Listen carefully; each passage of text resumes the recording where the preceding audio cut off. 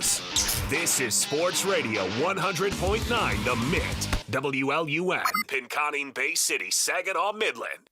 Michigan sports aren't just a game, they're a way of life. And now we've got a show dedicated to die-hard sports fans like you.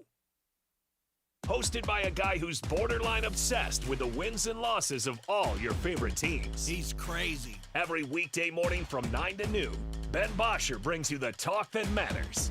The teams, the stories, and the players you care about most. This is the Ben Bosscher Show, built by Bresky Siding and Building Repair. Remember that.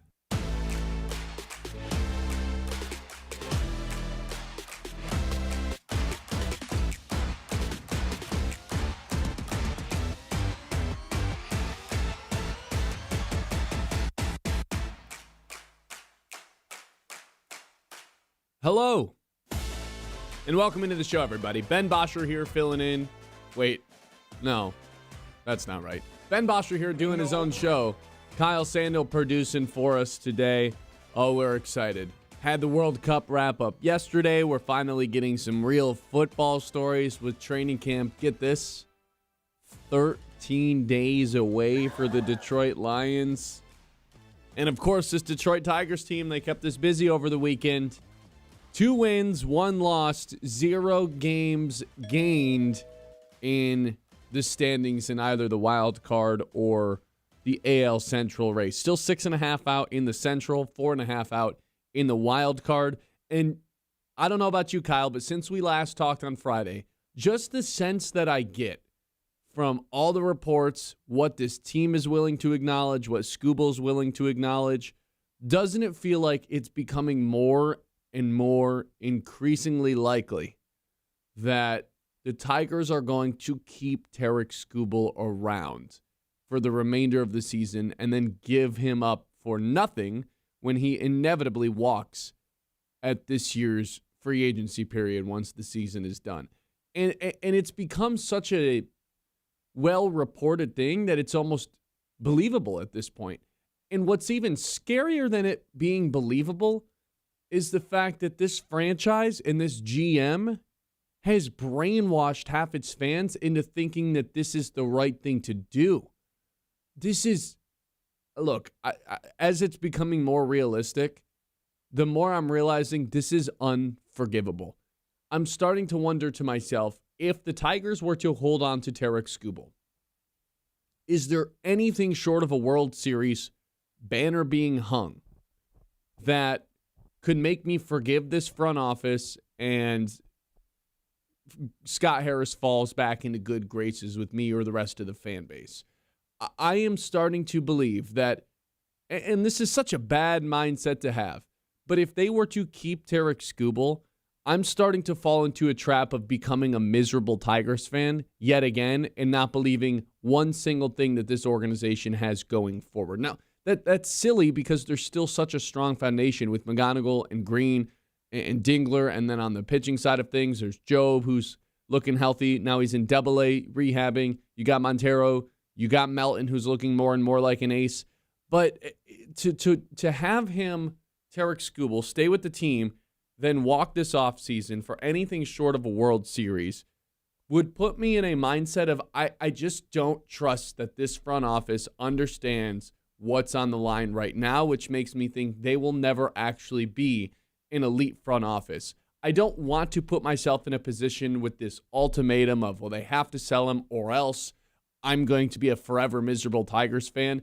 But it is a broken trust that would happen at August 3rd if they don't trade Tarik Skubal, to the point where I'm not sure that me personally as a fan could ever recover from it in terms of Scott Harris and the front office and ownership winning me back. And I'm wondering if any other Detroit Tigers fans feel that way right now, because to me, not trading Tarik Skubal is essentially an unforgivable sin on behalf of this front office. Yet it feels with every win, it becomes more and more likely that they end up keeping Tarik Skubal, even though they won a series this weekend and didn't gain a single game in the standings. And by the way, Casey Mize did get hurt yesterday, hamstring injury.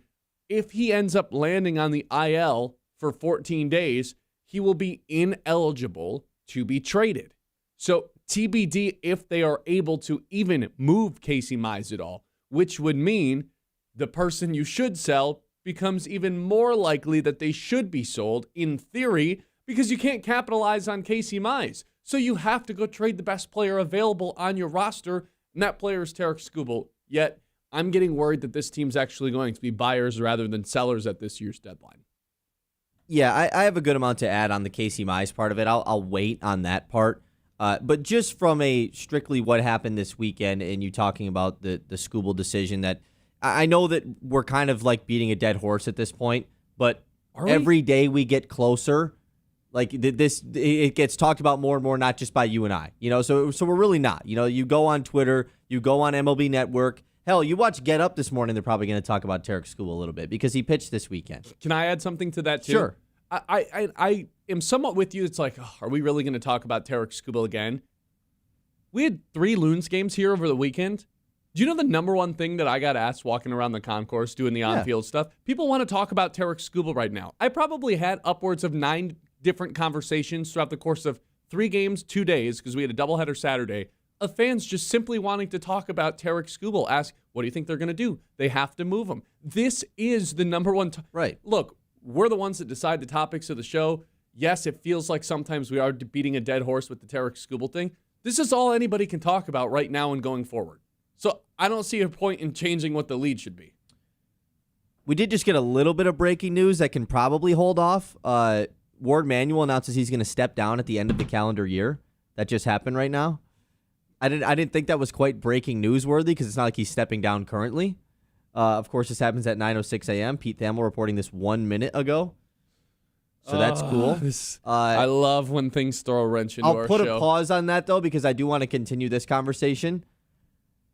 The part about, like, you mentioned, like, it is going to be unforgivable. I've been there, man. And this is truly, let's just call it what it is. It would be a franchise-altering mistake to hang on to Tarek Skubal for a fake playoff run. You look at the standings right now. We all agree, like, whether you think your team trades Skubal, team keeps Skubal, we all can agree the Tigers have been playing well as of late, right? That's something we can all agree on. We also can all agree on that the American League isn't very good. A lot of the grand scheme baseball podcasts and baseball writers that I like to read and listen to all are in the same boat of like, man, the Tigers, if they made the playoffs, could win the American League. Like, they absolutely could because it's that wide open. Here's the issue, though. The Tigers have been, quote-unquote, playing well. Well, they've been passed in the wild card by several teams at this point because the Boston Red Sox have won 13 damn games in a row. And the Baltimore Orioles, a team that they passed weeks ago, has won 7 games in a row. All of a sudden, they're 2 games below 500, and they've passed the Tigers. Oh, the Houston Astros, they've lost 4 games in a row. Guess what? They're still above Detroit. You still have all of these teams that you have to get by, so then you go to the division, and it's like, man, how much longer can we say, oh, I don't really think the White Sox thing is going to last? How much longer can we say that? Because they just be hanging around 5 games up basically for the last couple months. And also, just because they could win the American League, first of all, does, like you're kind of alluding to right now, doesn't even guarantee them a shot into the playoffs. Yeah. And second of all, okay, the Carolina Panthers could have won the NFC last year. Like, sure. Are they actually going to win the American League, though? No, I think that's very unlikely. And I understand, like, yes, there is some outliers and indicators that would prove the Tigers are better than their spot. You know, they're a 31-plus run differential right now, where in the American League there are 4 teams total that have a positive run differential, or 4 teams that are in the wild card, that have a positive run differential. Yeah, I get that part of it. We do think they're a lot better than these teams. That doesn't change where they're at. That doesn't change the standings, the record, the games back. It doesn't change any of that stuff. And so, yes, it would be a franchise-altering mistake to hang on to Tarek Skubal because you believe, yeah, we could go on a run here. Well, guess what? You could go on a run without him. The Anaheim Angels could have went on a run with Shohei Ohtani and Mike Trout, the 2 best players potentially of our generation. And they never did. And they didn't trade either one of those guys. And Mike Trout is still rotting there. And Shohei Ohtani got let go for the dude that was pitching against the Tigers yesterday. A comp pick. That's all they got for the best player we've ever watched play the sport. All because, we could have went on a run. It leads you to the question. is it unforgivable? If they were to make a franchise-altering mistake, because that's what you and I both agree it is there anything short of winning a World Series that would have you bought back into this Detroit Tigers regime and front office? And to me, the answer is I don't think so. Like, it's not in a positive way, because I don't wish it was this black and white, but it is setting me up, and you can speak for I don't want to speak for you, Kyle, but it's setting me up to just essentially become a miserable Tigers fan from this point going forward, which is a terrible mindset to have. But at the same time, I'm just never once going to believe that Scott Harris is capable of doing the right things that a GM has to do in order to actually get it done. If you can't fundamentally see the simplistic principle that you have to trade Tarek Skubal in this situation. You have to do it. Well, and that's what makes this really tough, though, is that the guy making the decision, and the people that have that stance, I don't necessarily disagree with you. I think you are kind of missing the grand scheme part of, like, you really just can't let Skubal leave for nothing. But I get if you don't trust the guy that's in charge of trading him, sure. And I think it does lead to a bigger topic that I've been kind of thinking about hitting at some point, because, like, is it worth it, essentially, to keep Scott Harris for 2 to 3 more years to let him make this trade? Like, are you willing to, as a Tigers fan that doesn't trust Scott Harris, have him be the GM for 3 more years, or just lose Skubal? I mean, do we have a choice? Or take that risk? I don't think there's a choice to be had. I think, to me, it feels like no matter what, he's just going to be the GM moving forward. Right, because... But like, if they make this franchise-altering mistake, where they don't trade Tarek Skubal, and they're like, let's push the chips in, Scott Harris, let's buy at the deadline. And then they do the fake soft buying thing, and they add a reliever, and they add some bat at the deadline that doesn't really help the team. They go back to the ATM after being down $100. They do the Rafael Montero, Charlie Morton thing again, and then they go on this playoff push without trading Skubal and without trading Torres or Mize, blah, blah, blah, whatever, and they miss the playoffs entirely. That is a fireable, like that is everybody gets fired type of mistake of a decision. 100%. So that's what I'm saying. Is it worth it to get that guy out of the door early? Sure, let's make that mistake then. If you want to be that petty type of a fan, or I do want to trade Tarek Skubal. Okay, that means Scott Harris is your GM for at least 2 to 3 more years because you're letting him make the huge trade. You're just not going to let him see those prospects in return. You're not going to let those guys play out, the guys that he traded for. I think that gets into a good topic of essentially, is this the Detroit Tigers or is this the Detroit Scott Harris's? You know, because now we're at a point too where Scott Harris is trying to save face, and we talked about this last week. He can't go to Chris Ilitch and be like, we're actually going to sell at the deadline without there being some legitimate pushback, not necessarily from Chris Ilitch in terms of, oh, this is not what I want to do, but in terms of, dude, you failed. You failed miserably if you're selling after going what felt like an all-in offseason. And now, of course, we've got conflicting interests, butting heads of Scott Harris wanting to do what's best for him, which is probably buy here at this year's deadline to try to sneak into the playoffs, or what's best for the Tigers, which is just clearly and obviously selling Tarek Skubal. But in general, the common denominator in both of those is the fact that you are potentially trading Skubal at the deadline in itself is a Scott Harris failed as the GM of the Tigers. Correct. The window has already ended. Out of a 2-year going back-to-back playoffs years where we felt like year 3 was the really pay-it-off year, let's go all-in year, that has failed, and that equals Scott Harris has failed. And honestly, I'm not sure what else would have to happen other than selling and making the playoffs for us to actually still believe in this Scott Harris regime, right? And it's something they've done in the past after another terribly mismanaged deadline where the team just ended up getting hot at the end of the 24 season. But that's really the only way. Like, and it still Scott could happen. Harris failed miserably already. It's so hard to save face with what has already happened by keeping Glaber this past offseason. That was a guarantee. Bringing in Verlander, what a failed experiment. Kenley Jansen, failed experiment. Like last year, Alex, I guess let's just focus on this season specifically. And like Framber Valdez, like I still think the sign. I'm not like blaming him for that signing. It hasn't worked out. You know, he hasn't not at been. All. He hasn't. If Framber Valdez was awesome, this whole should they trade Skubal thing would be dead. Everybody would say trade Skubal because you have an ace in Framber Valdez. And Troy Mellon. Exactly. It And Jackson it wouldn't Joe. even be a conversation. I think it's already in a position to where you failed. Because right now, again, they're 6.5 games out from a wild card in an offseason which they really went balls to the walls and started spending money. That's a failure no matter what. And think about this. The guy that he put all of his chips in on Kevin McGonigal has worked out better than anyone could have ever expected. Yeah. And it hasn't really mattered. That's the most unfortunate part. Because you didn't add a bat. McGonigal's been amazing. Like, Scott Harris nailed that. It's an amazing pick that could change the trajectory of the franchise. But for year one, the all-in year that he has way over-exceeded expectations, it still hasn't mattered for the grand scheme of the team. Way to bulk up that, get a more well-rounded team, is trading away Tarek Skubal. Do you believe that trading Tarek Skubal is an unforgivable sin by the Detroit Tigers? Because to me, it is. I unless it's a World Series, unless you're hanging a banner for one of those, I do not think it's worth it to keep Scott Harris, and it's setting us up to just have zero trust in the front office as long as they are here. 989-837-6125. This is the Ben Bosscher Show, live here on 100.9 The Minute. The show, as always, is brought to you by Bresky Siding and Building Repair. Protect your home with Bresky Siding and Building Repair, the experts who do the job right the first time. Whether you have a leaky roof, storm damage, siding looking tired, Bresky has you covered. Locally owned, trusted, and dedicated to keeping Midland area homes safe and looking sharp. Quality materials, skilled craftsmanship, and service that puts your family first. Don't wait for the next storm. Call Bresky Siding and Building Repair today and keep your home strong for years to come. The 9 a.m. hour is brought to you by Iron Stack Technology. You know, we talk about the game plan all the time on this show and the execution of it. That's how Iron Stack approaches IT. They help businesses stay secure, efficient, and ready for what's next so you can focus on your mission instead of your technology. Iron Stack Technology, solution-driven, mission-focused. You can check them out online at ironstacktechnology.com. The Ben Bosscher Show, built by Bresky Siding and Building Repair on 100.9 The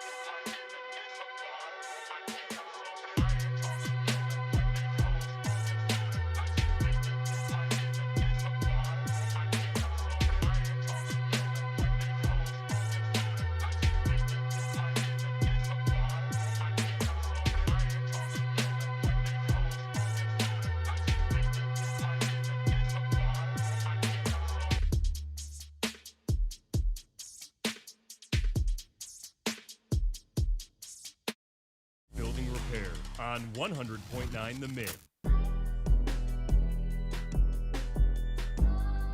Yeah, for those of you who did not catch it in the open, Ward Manuel, breaking news. Ward Manuel stepping down at the end of the calendar year. Obviously, someone who's won 2 national championships the last 10 years, hired Dusty May after the Juwan Howard departure, caught in the crosshairs of the sign-stealing scandal, plus the Sherrone Moore. I guess that's a scandal, right? Yeah. I guess. Since the beginning. Certainly is. Since being hired as the athletic director in 2016. So, congrats. You get to keep your job until December. But that's not what we're discussing right now. We're discussing whether or not Tarek Skubal should be on the Detroit Tigers past the trade deadline and whether that's an unforgivable sin for this Detroit Tigers front office and Detroit Tigers regime. I just think it's way more in the best interest of Scott Harris to keep Tarek Skubal than it is in the Detroit Tigers franchise to keep Tarek Skubal. And that's when you really end up making decisions that cost your franchise for years and years to come, when your GM is trying to save face rather than, what's actually best for the franchise. Because if you interviewed 10 other GMs, 20 other GMs across the sport, and if you said, hey, you're in year 1 of your tenure as the Detroit Tigers GM at this year's deadline, what do you do? I guarantee 20 of the 20 say you trade Tarek Skubal. Now, if you ask them, okay, but you're in year 4 and you just went all in, okay, now the answer changes a little bit because you're trying to worry about whether or not you have a job. And I think that's the situation that Scott Harris finds himself in right now, is if we sell Tarek Skubal, my boss, Chris Illich, is coming, run into my office asking, what the hell? I thought this was supposed to be an all-in season. And if I keep him, we slightly raise our odds to make the playoffs, and then I'm not as much under scrutiny from my boss. But when we don't make it, then it's a bigger what the hell? Why did you not trade that guy? I just don't think there's a level head at the head of this decision-making regarding Tarek Skubal at all. It's that part of it's already been failed because we discussed this some time ago, but Scott Harris shouldn't even be in this position to make the decision, right? This should be the start, the biggest trade in the franchise's history, not franchise history, excuse me, just in the last decade, let's say, is being made by a guy that no one thinks is the long-term GM of the team. Which is why you and I, not to do the calling for everybody's job all the time bit, but that's why you and I months ago brought this up of, are we sure we shouldn't fire Scott Harris right now? When they were bad. Yes. At the end of May, when the team stunk and it felt like the appropriate time. You had these other teams across baseball that were making decisions with their managers and GMs that were bad, and the Boston Red Sox are one of them. They've gone on a run themselves. But then the Tigers start to win some games, and it's like, okay, well, they can't fire him now. Now it would just be kind of weird if they fired him after June. And so it's similar to, we've made the comparison to the Dylan Larkin to Matt Stafford thing. You're doing the same thing here. This is a huge trade that is going to either set your franchise up or it's going to massively fail. And we're going to look at it like the Verlander thing once again. And you're letting the guy make that trade as a guy that no one really views or trusts as the long-term GM of this team. Yeah. I think the Stafford trade is it's not the same in that the Brad Holmes had a brand was in his first year as GM. And I think, guys in their first year of GM actually have the most clear-minded vision, right? They don't have any. I mean, that's why I compared it to that, though. Yeah. It's like Stafford and now Larkin are going to be moved by guys at the fresh start of their career. That's how the Skubal thing should have always been done. Mm-hmm. But I get it. It's a lot difficult to do that at the deadline rather than in the offseason. I totally understand that. And there's no way people are more I guess Skubal has the awards and the Cy Youngs, but Stafford was a lot of Lions fans is the only quarterback they watched for over a decade, for 15 straight years, basically. The best quarterback in the franchise's history. And to move off of that guy to trade. I mean, it was a shocking thing to do, but I think everyone understood, that sucks, but we got to do it. It's the right thing to do. You got to rip the Band-Aid off, and that's what the Tigers clearly need to be doing here before August 3rd. Yet every day that goes by, it feels increasingly more likely that they're going to keep Tarek Skubal.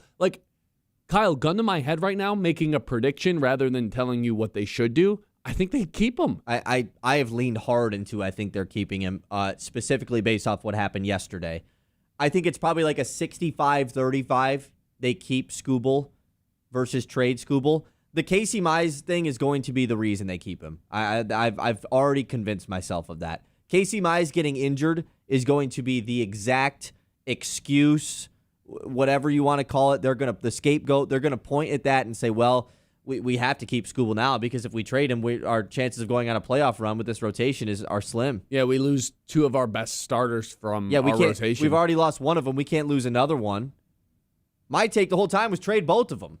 And I started to understand more of the keeping Casey Mize thing, whatever. That's a different conversation, but I've never wavered from the trade Skubal thing, and this certainly doesn't change it either. Mm-hmm. But that's what they're going to do. I've already convinced myself of it. I'm going to be frustrated, but at least I've preconceived it, so I won't be that mad when it happens. I know I certainly still will be.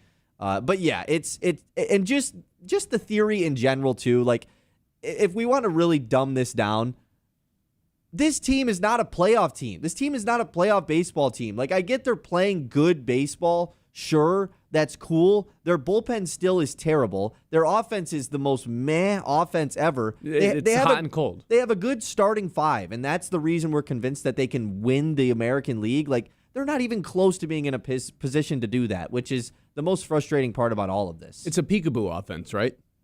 Yeah, that's fair. Oh, where is it? Here it is.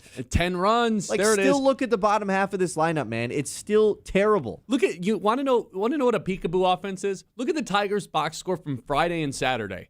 Friday night they go 8 innings without scoring a singular run against the worst team in the league. Then they Lee. Yeah, that's another thing Shout out man. Hao Lee. They're He's playing been the good. worst team in the league this weekend. They are the literal worst team in baseball. We're convinced that they can win the American League. So Friday they barely scored any. 10 run. Saturday, boom, 10 runs put up on the scoreboard, and then Sunday they lost. That's a peekaboo offense. That's a peekaboo. Yeah. You never know what you're gonna get. What's the slogan that says that? Oh yeah, the Tigers are like a box of chocolates, man. The Tigers offense. Oh yeah. No idea what you're gonna get on a daily basis. And from like, this team. but once they get to the playoffs, man, they have this guy who's increasingly clutch in the playoffs, Kerry Carpenter. You know what that guy is in his last 22 at-bats? 0 for 22? 0 for 22. He is 0 for 22.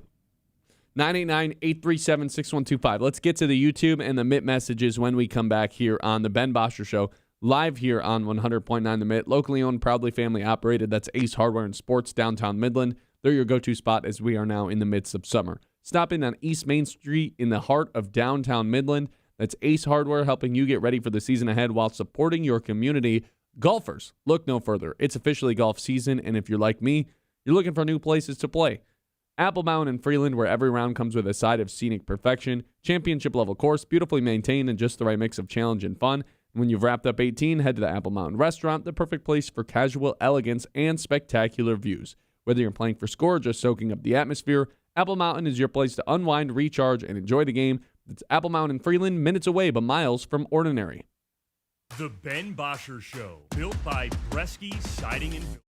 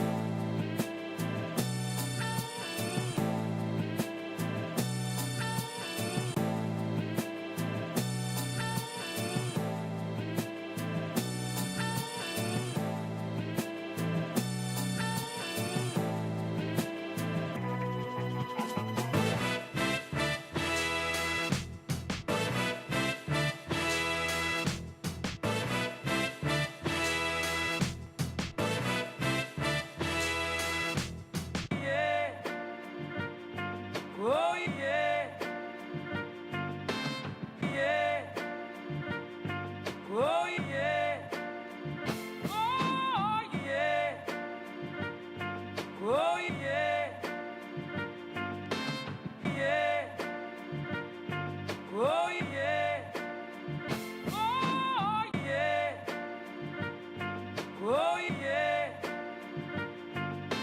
Yeah. Oh yeah. Oh yeah. Oh yeah. Yeah. Oh yeah. Oh yeah. Oh yeah. Yeah. Oh yeah. Oh yeah. Oh yeah. Yeah. Oh yeah. Oh yeah. Oh yeah. Yeah. Oh yeah. Oh yeah. Oh yeah. Yeah. Oh yeah. Oh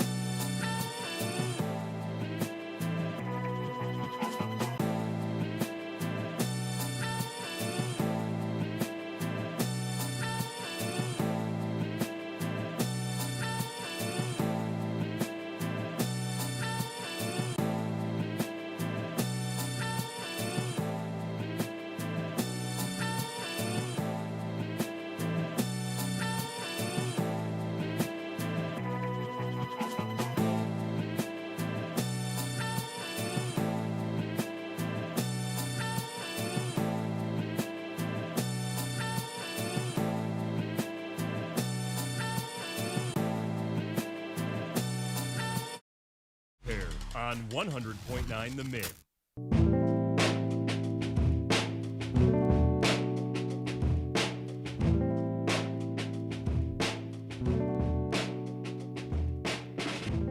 All right, welcome back in. This is the Ben Bosscher Show live here on the Mint. Let's get to the Mint messages here right now.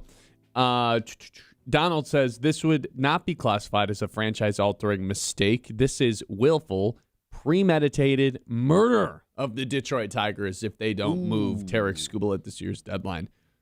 Yeah, he basically just amplified what we were saying and made it a little bit more intense. Murder. A little bit more scary. I don't know if it's quite murder because it's not like they're dead in terms of the team's going to suck if they keep Tarek Skubal. It's just a fundamentally poor decision that keeps them in this state of mediocrity without a real plan to get out of it. And like once again, I'm not going to be the guy that like is I'm not calling it delusional, but they could trade Skubal and still play good baseball. Like, that could happen. Now, you watch what happened this weekend. Just so happened that the most dominant game that they had was the one that Skubal pitched in because he was amazing in. So, like, it was the first time they blew up, yeah, in terms of run support for him in forever. And we're also not going to sit here and deny the fact that, yeah, the guy is obviously the best pitcher on the team because he's the best pitcher in the league.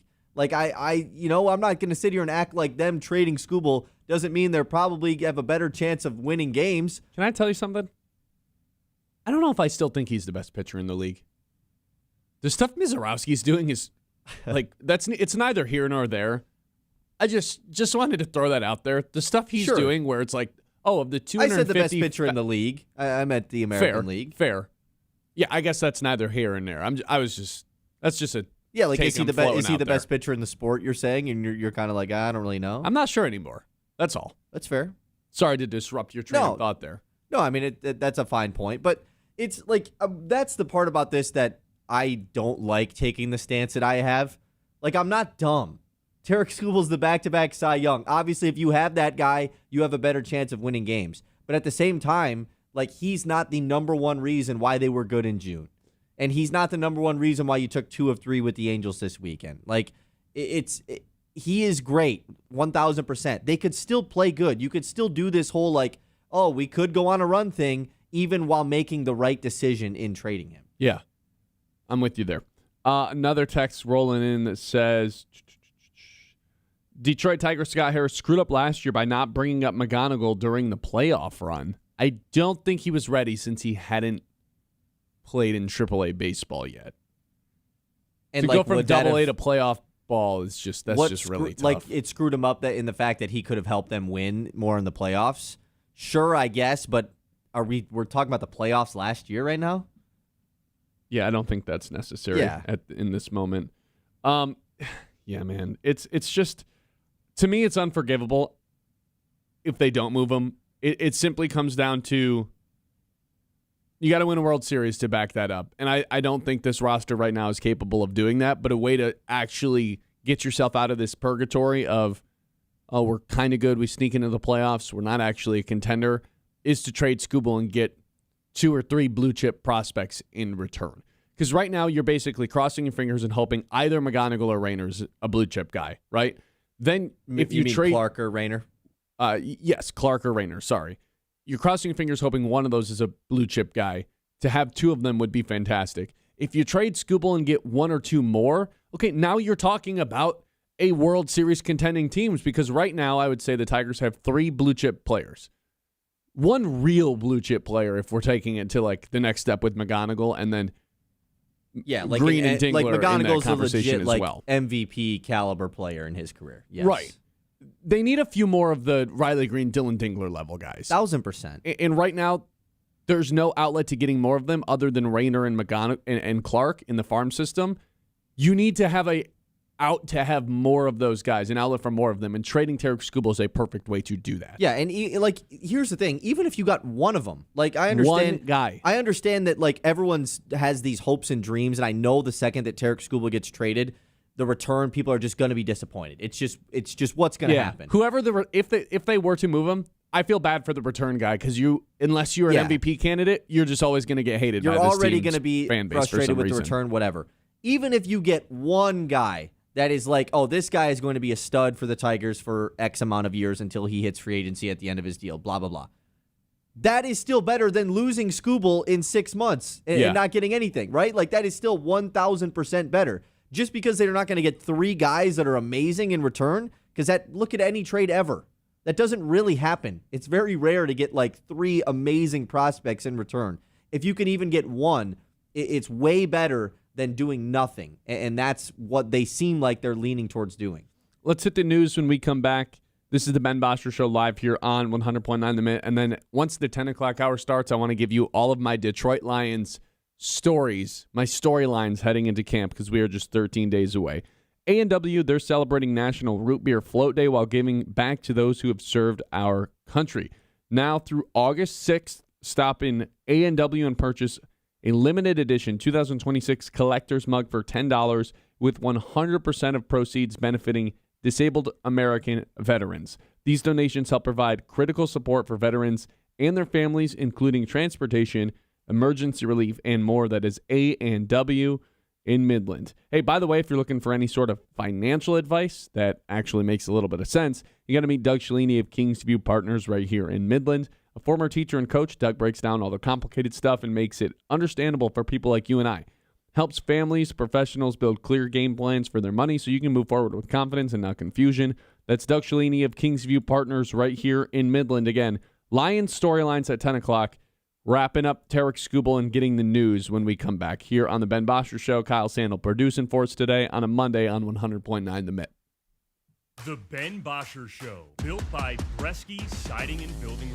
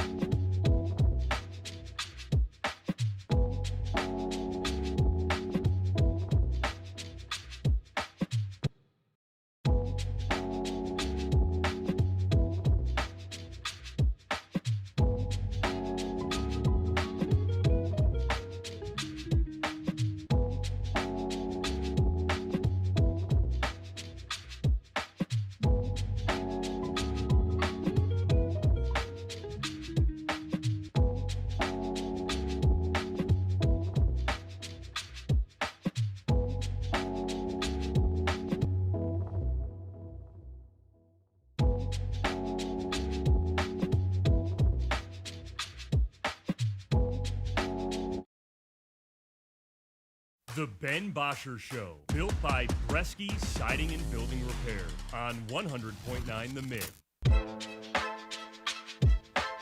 All right, we're going to have a pretty good amount of news today. I have a feeling what is going to be the lead. Kyle, go ahead. Take it away. It's news. The Mit's Morning Catch. Wait, is this guessing the news lead? Is that the new tradition of the show? I'm going to go with Ward Manuel being See, I get to rig forced this, to though. step down. Yeah. Yeah, I was going to do that. Yeah, Ward Manuel is stepping down. Pete Thamel, as mentioned right at the beginning of the show, reporting this at like 9:05 this morning. Oh, that's super awesome. He will step down at the end of the calendar year. Dan Wetzel also put out a article about this. Kind of some of the key points says, quote, neither the investigation nor the culture review found that the misconduct was widespread throughout the department. The culture review found that weaknesses in accountability, organizational structure, oversight, and reporting creating conditions, blah, blah, blah. Anyways, he's not like being told to step away because of their whole look into the athletic department thing, blah, blah, blah, whatever. Sounds like it, in a way. But like, I mean, I guess they're not like forcing him to do it though. They're saying he didn't take enough accountability on people and there was no discipline, right? Is that what you said? No, they're saying neither that the culture review found that there was misconduct widespread throughout the department. They didn't think this was an overview of the athletic department all had this bad stuff going on, which in turn would mean that Ward Manuel's not to blame because he's in charge of it. So why is he being soft fired, I guess? Like, he's not. He's stepping down. Right? The wording on this is important. But we all know the wording on this stuff is always important, Ben. Sure, he's getting handed a boatload of money to be able to step down. Oh, do you want the rest of the money that we owed you for the next 3 years right now and you just go away? Sure, sounds like a plan. Like, they're asking him to be gone in some way, shape, or form. Otherwise, he'd still be working as the athletic director. I saw some Michigan fans like pretty pumped. Oh, they should fire him now. If the goal is to win championships, he's pretty good at his job. That's all I'm saying. Yeah, but I sure that's fine. I just think that it did come to a point where it was like, hey, the fact that this is even being a conversation that is had and all this is going on, it just feels like the appropriate time to move in the next direction, especially with a new football and new basketball head coach. There's not any major decisions that have to be made by an AD currently. It felt like the right time. A new time, sure. I'm not disagreeing with that. I just think he was exceptionally good at his job when it came, not when it came to disciplining people, of course. Yeah. But when it came to identifying people to come in and be the next coach for major programs, that is where Ward Manuel excelled. Sure. He excelled at setting up people for NIL deals, whether that's the athlete or just the school in general to have resources for that. You never heard once that Michigan lacked any sort of resources to go do whatever they wanted, whether that was in the transfer portal or recruiting since the NIL eras began. And that's the stuff that it takes to win national championships. And he did it at two different levels. So, look, I get it. You can get away with anything under that guy, you know? I get it. It was probably time to move on if we're asking, the one above or Mr. Morals, but I thought he was pretty good at winning, and that's what I assume Michigan fans care about the most. This is funny, though, the way that, like, that quote is worded, because it's just saying, like, no, there wasn't any, like we didn't fire him because he's not leaving because of that, but we did find that there was weaknesses in accountability and there was some organizational oversight that kind of that didn't match the university's expectations. Classic Michigan, man, just kind of dancing around everything and not taking any accountability for anything. But he's leaving at the end of the year, which also, by the way, what's the point of him staying for the whole year? Finding another AD. That's all that is. It takes 5 months. You you can stay till September, man. Stay till the start of when classes start. Like, what are we talking about, the whole year? Contractually, I think that's probably the easiest out. At the end of the year when bonuses come, I'm sure he still gets some sort of, like, holiday, but like I bet that's more of a contractual thing, and now it gives them 5 months to where they're not rushed to find an athletic director. I don't read too much into that. You can't fire him. I'm immediately finding just looking at Ward Manuel stuff on Twitter, just a 24 long page document of the scandals under Ward Manuel at Michigan, 24 different ones. Some of them are a little like, Can you start? was that really like a scandal? Name some of them. Denard Robinson arrested for an OWI in 2024. That like, How is that possibly on Ward Manual? right, that's what I'm saying. But like, obviously, most of them are the ones that we kind of have been discussing for quite some time. I had some Denard Robinson I highlights forget about the pop into Mozzie my Smith feed. stuff too. I totally forgot about that one. Is that a when he Ward was at Manual Michigan? thing? Correct. Yeah. And then Yeah, I just guess like never since he missed played any under time. it, yeah. Yeah. Well, because he got he had a concealed weapon on him, and then just never missed any time during that situation. Yeah. A lot of stuff going on there. Nonetheless, it's not going to happen much anymore. If we get any more updates, Pete Thamel and Dan Wetzel are both tweeting out a lot of quotes and stuff coming from the University of Michigan. They're all exactly what you would think they are. They're nothing burgers. So if we get anything else more important, we can go back to that. Wait, burgers? Are you reading another scandal? Nothing burgers? The cheeseburger scandal. Yes, that was a pretty good one. I assume that one's in here. I think that one Yep, was. it is. That one's funny. That one is just funny. It's just a funny one. Yeah, they do have the Xavier Simpson crashing the athletic director's family car though, and then telling the police that his name was Jeff Johnson. That's one of my favorite ones ever. Don't even remember that one. That's yeah, great though. That's a really good one. Okay, let's move on. Covenant Healthcare, Orthopedics, and Sports Medicine Injury Report. We've already mentioned it a few times today. Casey Mize leaving the game for the Tigers yesterday. But here's the bad news. Uh-oh. This is not just he got hit in the wrist by a line drive, because that seemed like what it was. Yes, he did get injured in the wrist, and that's why he left the game. But AJ Hinch, after the game, says that Mize was also dealing with groin tightness.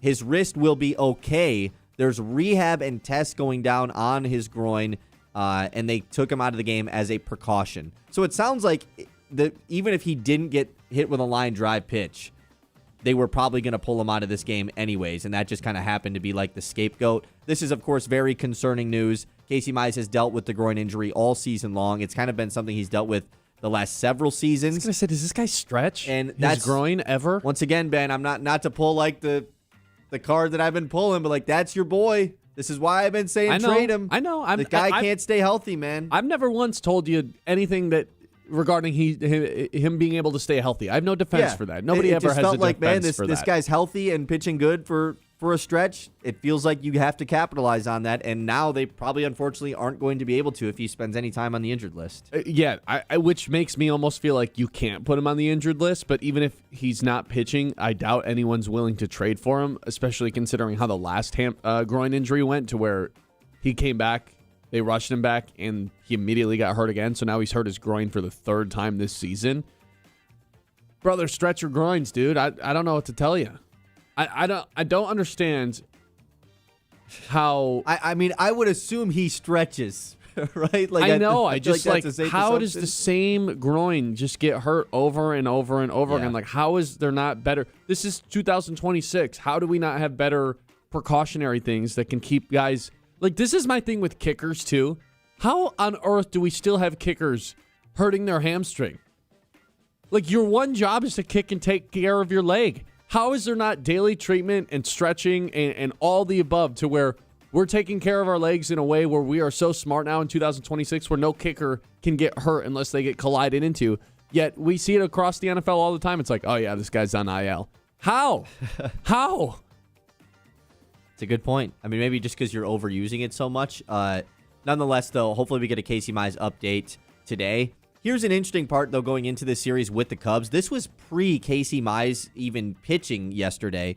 AJ Hinch announced that Jack Flaherty, Framber Valdez would be the pitchers for Monday, Tuesday. Tonight, of course, Flaherty pitching against the Cubs, Framber tomorrow. But in Game 3 against Chicago, there was a blank spot in the rotation, and then he announced Kiter Montero is going to start on Wednesday against the Cubs. Good for him. So it was 6-man rotation coming? It's almost like they're gearing up Montero to be like starting the rest of the season because maybe they would be trading someone away. However, it doesn't really matter anymore because especially if Casey Mize misses some time because he'll just fill in that role for Casey Mize. It's Melton Skubal Mize scheduled to pitch in the following 3-game series against the Kansas City Royals. But we'll have to wait on that. We'll do one more thing here in the news and then we'll save the rest for later. More Tigers injury news. This one, though, is actually positive. Jackson Jobe rehabbing with Erie, Double-A Erie yesterday, and that's a pretty good sign because he had jumped from, well, first he was in rookie ball, then he was in Lakeland, and then he skips the high A level, which that's kind of unfortunate because that would have been cool for us to see this weekend. However, he skips to Erie, and then yesterday, 3 innings pitched, 3 hits, 3 Ks, 0 earned runs, 0 walks, 44 pitches for Mr. Job. And in the same game, Josue Briseño, in just his second game back with Double-A Erie, no longer on a rehab assignment. He's just back to where he's supposed to be. He hit a grand slam. Oh, wow. But the Job stuff is the bigger stuff. Josue. I think he's the future first baseman for the Tigers. I wouldn't be mad if they packaged Tarek Skubal with Spencer Torkelson. Capitalize on him hitting some bombs as well. Torkelson? Yeah. Yeah. I mean, some team will be like, "Oh, he hits homers. We'll take him." Yeah. Oh, yeah. He'll give you 28 bombs a year. Every other at bat sucks. Every single other at bat is god awful. And he'll never hit a home run with anyone on base. Yeah, he did this weekend though. I'll give him credit. 2 of them. Same game. We'll save the World Cup stuff for later. Ooh, I've got some spicy World Cup takes for you. Okay. That's coming up later. Next time we do the news. It's the Ben Bosscher Show live here on the Mid. Detroit Lions training camp storylines when we come back. The Ben Bosscher Show, built by Bresky Siding and Building Repair on 100.9.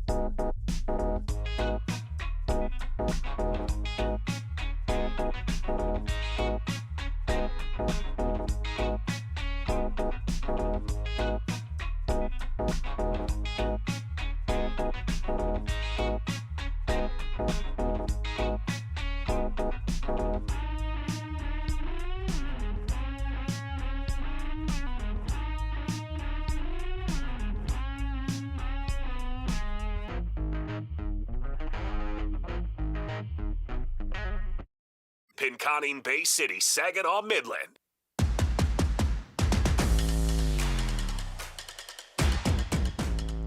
Is it too early to do this, Kyle? We're 13 days away from back together.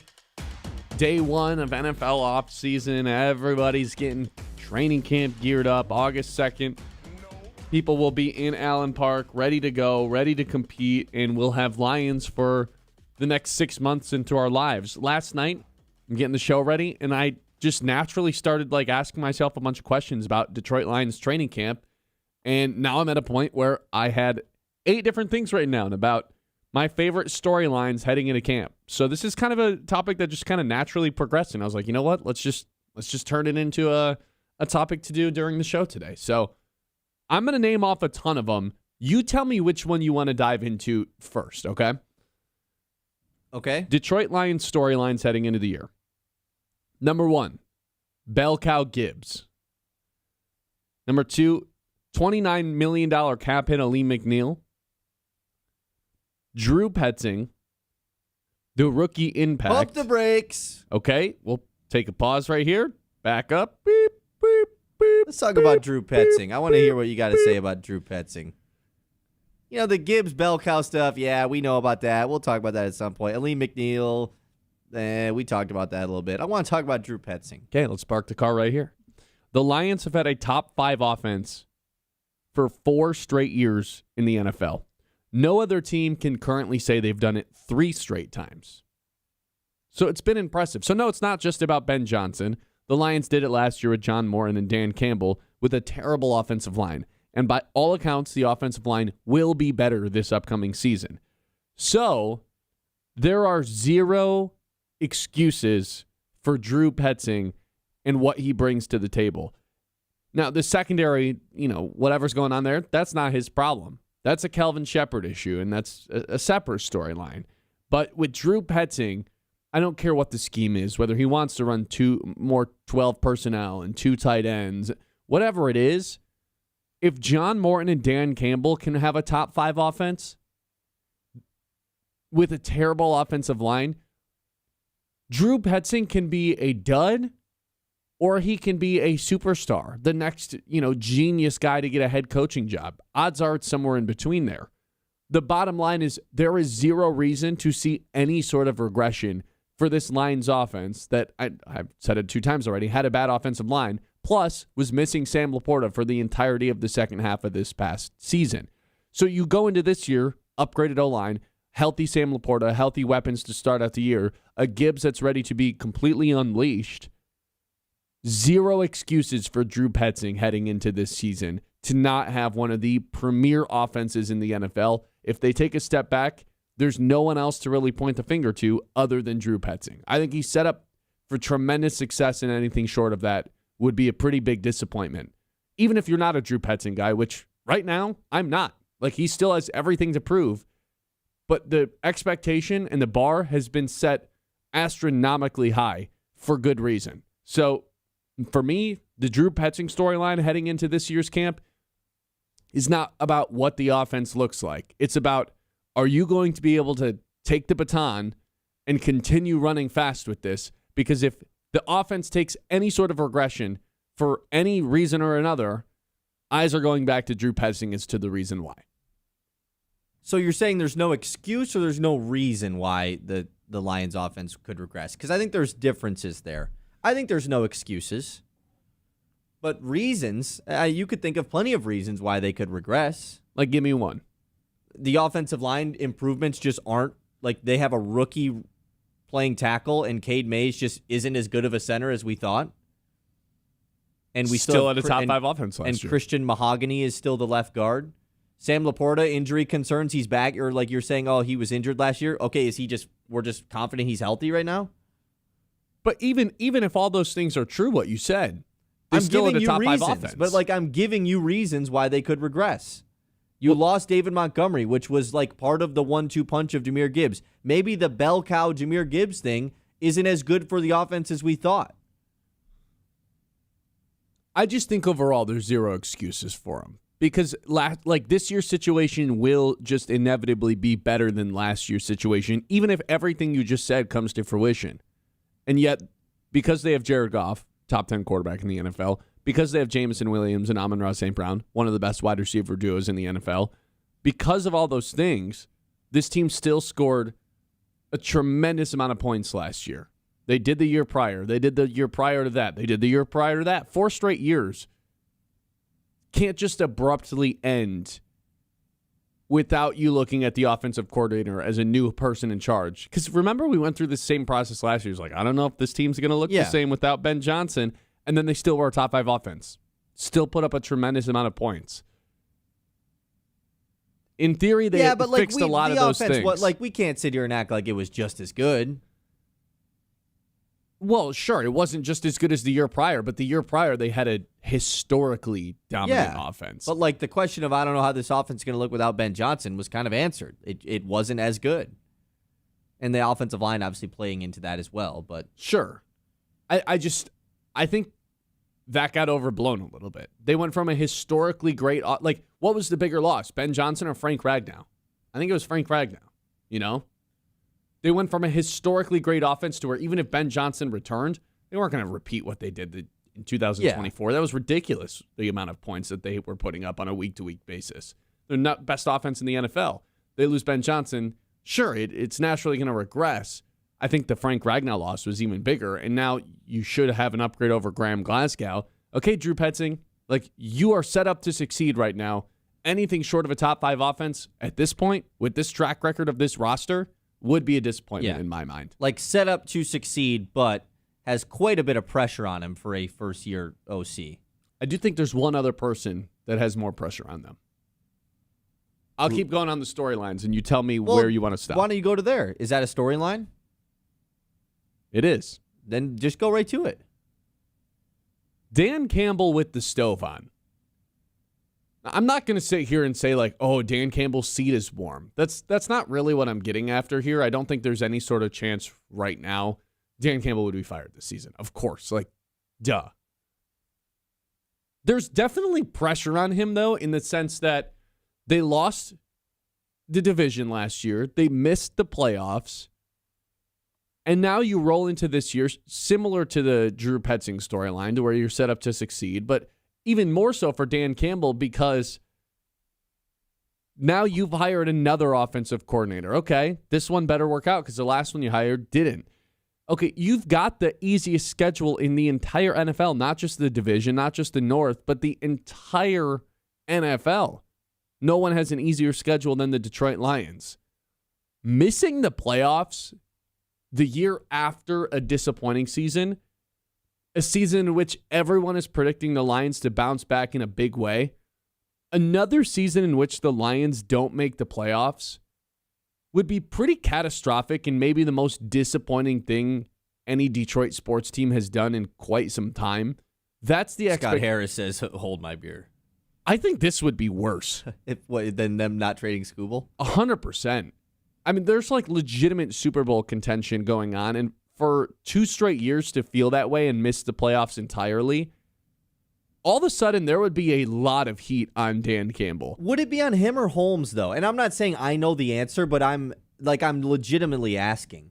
Because I think it'd be on both, but for all the reasons I just told you about Drew Petzing. If you think about reasons why they would have missed the playoffs, mainly when you think about last year, who's more to blame for last year? Just between Campbell and Holmes. Who's more to blame for last year? Holmes. That's what I was going to say as well. So if they were to miss it again this following season, why would that change? Because the problems that we saw last year, Holmes, for the first time, attacked all the needs in an offseason rather than just going, we draft for best player available, blah, blah, blah. That's what really got Brian Holmes into trouble is, we draft for best player available, not needs, when there was clearly some position groups that needed some desperate help. Now, okay, the needs that Brian Holmes had on this roster, he addressed every single one of those in a big-time way this offseason. Now, obviously, he got some bad luck with the Terry Arnold thing. I don't know about that. I mean, that is a need at this point, but I get what you're saying. Sure, it got a little bit unfortunate. Not really his fault, yeah. With the Terry Arnold thing. I think if the Lions missed the playoffs, it could be for 100 different reasons, but at the end of the day, it pretty much falls on the head coach unless the quarterback gets hurt. And I guess that the head coach is usually the first person to blame anyways. Now, there is the rare, Chicago Bears excuse where it's we sucked, but we'll actually keep the coach and we'll change up top. And some teams do that. It's kind of a weird thing to do. I think Dan Campbell and Brad Holmes are attached at the hip at this point. I'll say nonetheless, like the big thing is, yeah, if they missed the playoffs again, it is just overall, like, what the hell? Like, they can't miss the playoffs again. Yeah, the panic alarm would. There's nothing that could happen this year that would have Brad Holmes and Dan Campbell be fired, short of like winning 5 games. But if they were to miss the playoffs again, all of a sudden, like the whole offseason conversations are whether or not these guys are fit to run the team. And I do think that, like, Vegas backs this up as well.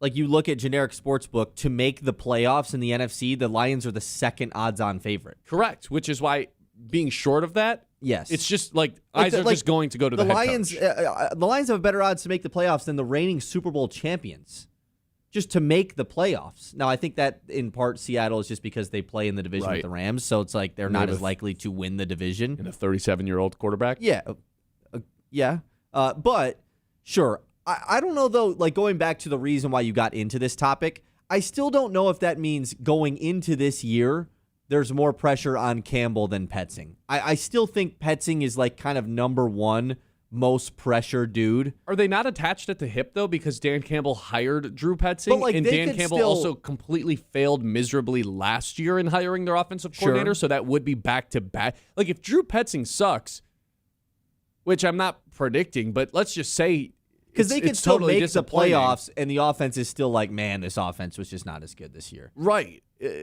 If Drew Petzing's not good, it's just as much on Drew Petzing, if not more, on Dan Campbell for having another, that would be his third offensive coordinator hire that just was, like, terrible.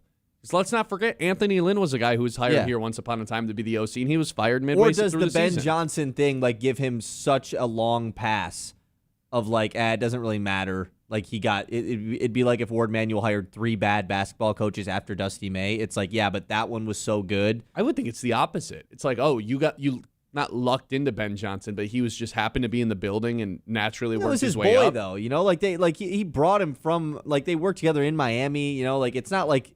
But to ultimately, it's like he just like luckily like, oh, this guy came up to me and was like, let me be the offensive coordinator. Sure, you know. Right now, Dan Campbell's hired 3 OCs, and 2 of them have been let go or dismissed of their role as a play caller halfway through the season. My counter to that: no matter who the OC was in year 1, that was going to end that way. The team stunk last year. No. When Anthony Lynn was the OC. Oh. Like, it could have been Ben Johnson that year, and maybe even he gets fired. Like, you know what I mean? They had, what's his face, sure. TB12, Tim Boyle taking snaps at QB that year. But so, like, that the Anthony season Lynn specifically, thing, I'll throw that one out the window. The Morton one is bad, 100%. That one's bad. The reason I don't think you can throw the Anthony Lynn thing completely out the window, though, is because when Dan Campbell took over as the play caller, they just became a better offense, like, overnight for the second half of the season.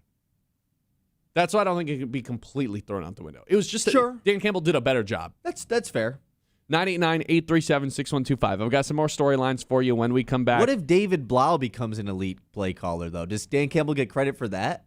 Does that fall under, like, the Dan Campbell, like, coaching tree? He's with the Commanders now? Commanders? As and a their lot of OC? people, there's already people saying, like, yeah, David Blau's the next, like, head coach. It's like, dude, this guy hasn't even called a play in a game yet. Yeah. Does Dan Campbell, does he get credit for that? Does he get any credit for that? We'll see. Maybe, like, one slice of the blame pie? 1% blame pie, yeah. 989-837-6125. More storylines for you when we come back, one including a second-year player poised for a breakout. It's the Ben Bosscher Show live here on 100.9. The Mitt, the 10 o'clock hour, as always, is brought to you by Aired Insurance. They're all about putting you in a better insurance position, whether it's your home, auto, life, or business coverage. They make sure your protection actually fits your life. If you're looking for the team that takes the guesswork out of insurance, this is it. Be sure to go follow Aired Insurance on social media to see how they're helping people every single day. Also, if you're looking for something fun to do right here in mid-Michigan, first of all, come to a Loons game. Second of all, go GreatLakesBay.org has you covered from festivals, live music, outdoor adventures, great food, family-friendly events. Go GreatLakesBay.org is your one-stop guide for the Great Lakes Bay region. Whether it's a weekend plan or last-minute idea, get out, explore local, and go Great Lakes. The Ben Bosscher Show, built by Bresky.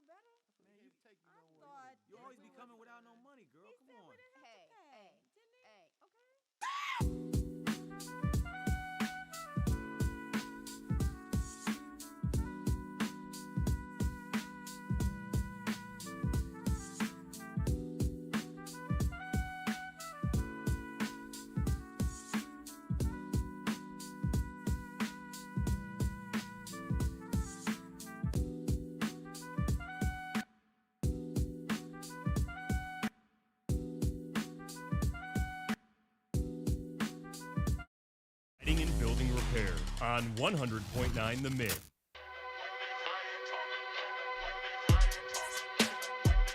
All right, Kyle, what's going on in the YouTube chat before we move on to the next topic, the next storyline?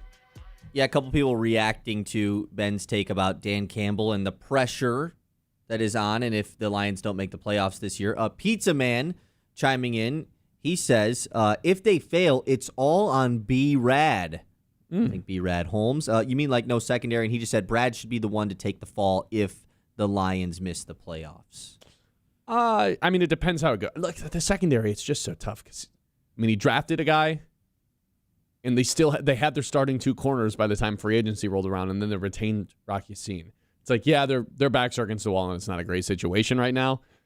The Terrion Arnold thing just threw such a wrench into that room. I just do wonder if they like knew more about the Arnold thing, or even if just it had happened prior to free agency even going down, would they have been way more aggressive in acquiring a true starting outside corner?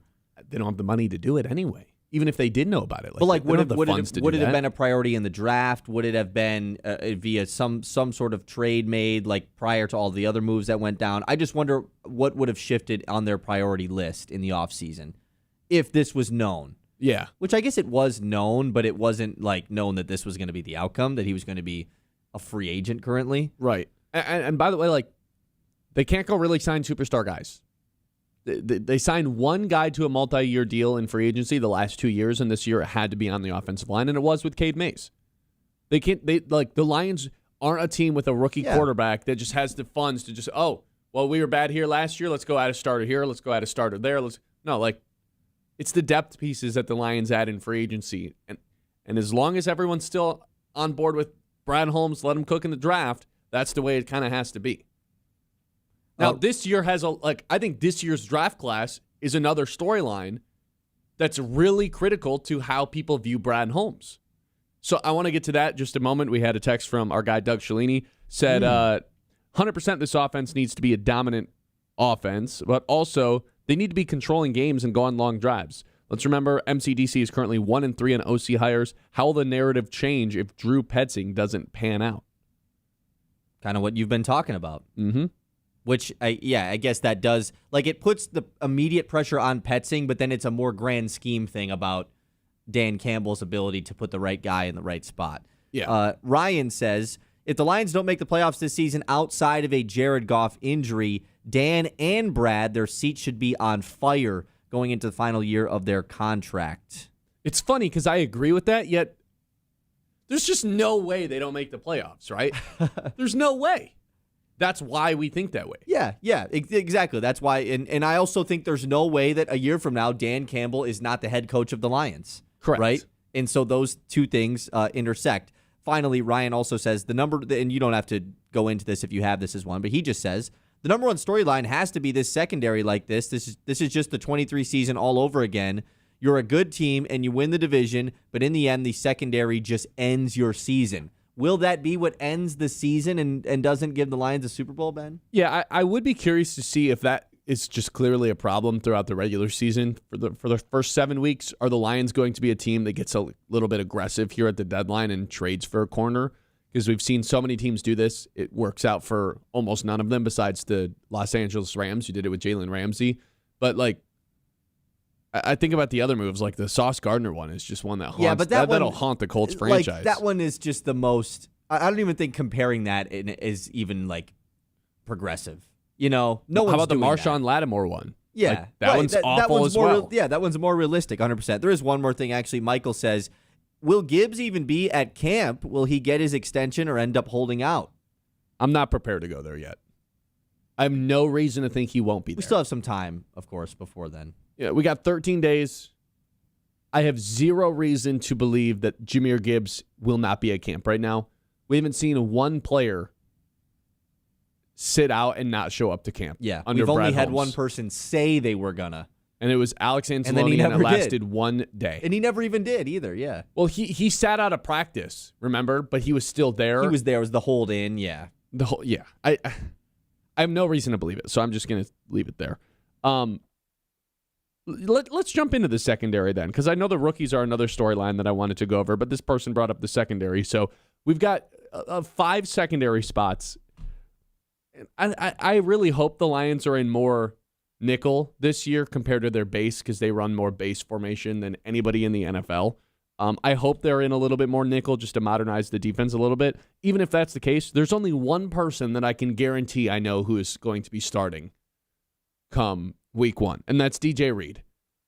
People have mixed opinions about DJ Reed. He was playing with a hurt hamstring last year. I thought before the injury he was totally fine in the second half when, Brian Branch and Kirby Joseph were both hurt and he had no help over the top and he was left on an island a little bit more. Yeah, it was a little bit rough, especially knowing he was still not 100% with the hamstring injury.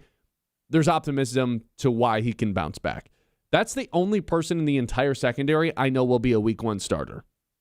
We have the most likelies, which are Rock Yassin, Roger McCreary, and Chuck Clark. And then we have the wild cards who I don't really know. Maybe they'll be starting. Maybe they'll be in a reserve role. One of them will at least be starting. That's Ennis Rakestraw, Christian Izzian, Keith Abney, Dan Jackson, Thomas Harper, and Nick Whiteside. Any guesses as to how the starting secondary is going to look week 1? I think that you could make 4 or 5 different of those projections and still be wrong, right? Yeah. I have no idea who the second corner will be.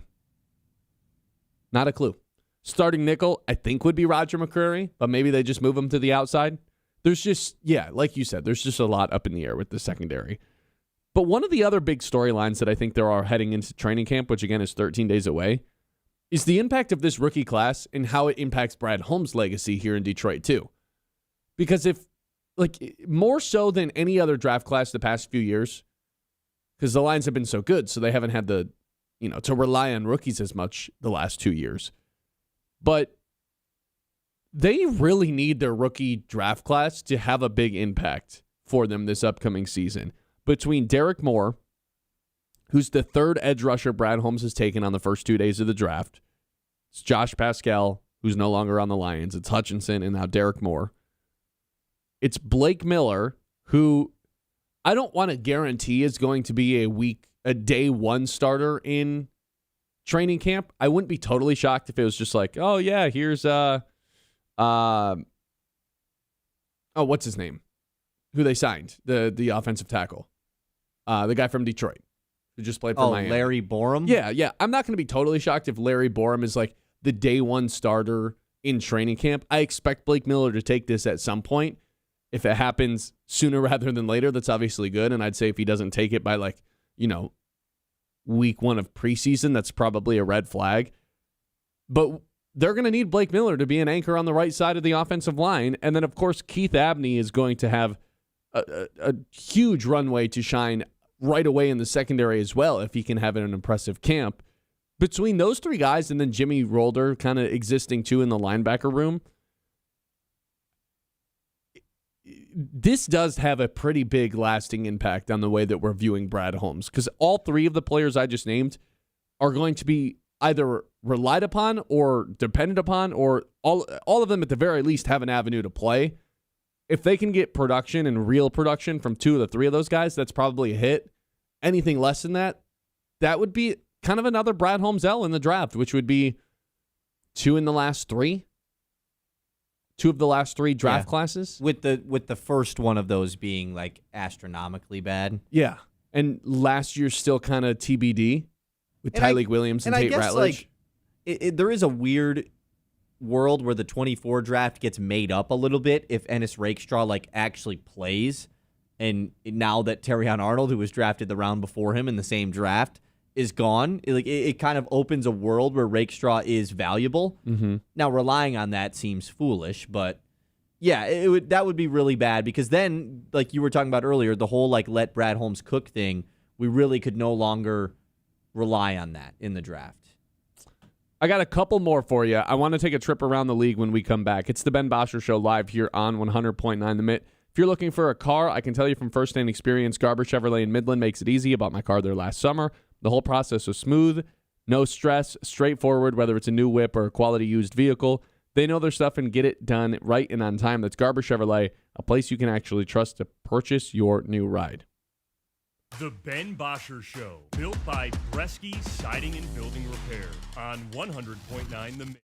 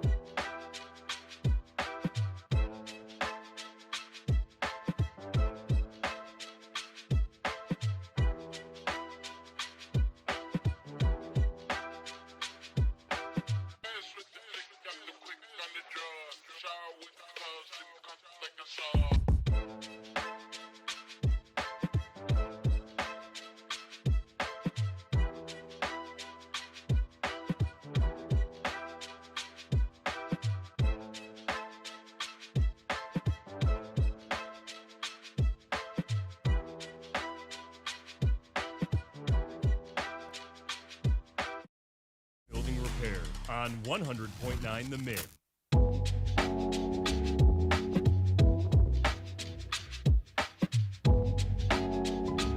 All right, how about, for the meantime, we'll get back to our storylines here for the Detroit Lions. In the meantime, let us take a trip around the league. It's time to zoom out and go around the league. I've got 4 players for you, Kyle, that are set for a potential breakout season, if you ask me. And I want you to tell me whether or not you're buying or selling the fact that these guys could, in fact, have a true breakout season and become stars in the NFL. Okay, you handpicked these guys? I semi-handpicked both these guys. I read an article kind of regarding the same thing. I already had thought that for a couple guys on this list, for about 3 of them. So I kind of just selected 4 certain guys, and I only wanted to talk about these 4. Okay. The first one is the New York Giants' very own Abdul Carter. Is he due for a breakout season? 3rd overall pick last year's in the draft. Get this. While Brian Burns reaped all the benefits and had his 15 sacks and was named second-team All-Pro, it was actually Abdul Carter that allowed Brian Burns to play this well, because Abdul Carter last season led the Giants with 66 pressures. Even though he didn't have as many sacks as Burns, Abdul Carter with a 21% win rate in his pass rush snaps. Burns only had a 9% win rate in his pass rush snaps. So I do believe Abdul Carter's actually the best edge rusher on this team. The sack totals just didn't reflect it last season. I think we see a flip, and the, all rising tides end up, whatever the saying is. I think we end up seeing Abdul Carter take over as the true best edge rusher on this team and get recognized for it in a big-time way, to the point where he could actually end up as a star by the end of the year. So will the 3rd overall pick in year 2 break out? This is like asking, will the most improved player go to Stephon Castle last year? So you're in. I mean, obviously, of course he's going to have a better season than he had last year. Okay, good. But are you willing to take it as far as he'll be the best edge rusher on the Giants? Like, I'm predicting him to be a I won't go star. there. I won't go there. So I guess that would mean he's not breaking out. I don't really know what the true definition of a breakout is. Every single person I'm bringing up, it's like they are becoming one of the best players in their position. I am predicting stardom, not just a breakout, but stardom. Okay, so like a full-blown breakout. Correct. And maybe the Harbaugh stuff can help. Obviously, there was a lot of Abdul Carter character issue concerns that happened last year with the Giants. Maybe Harbaugh being in the building now as the head coach can help fix those. Got after the quarterback, man. But his play on the field certainly isn't going to just fix all that other stuff as well. So we'll see. So you're out on the stardom factor. Sure. This is a sneaky one. Walter Nolan.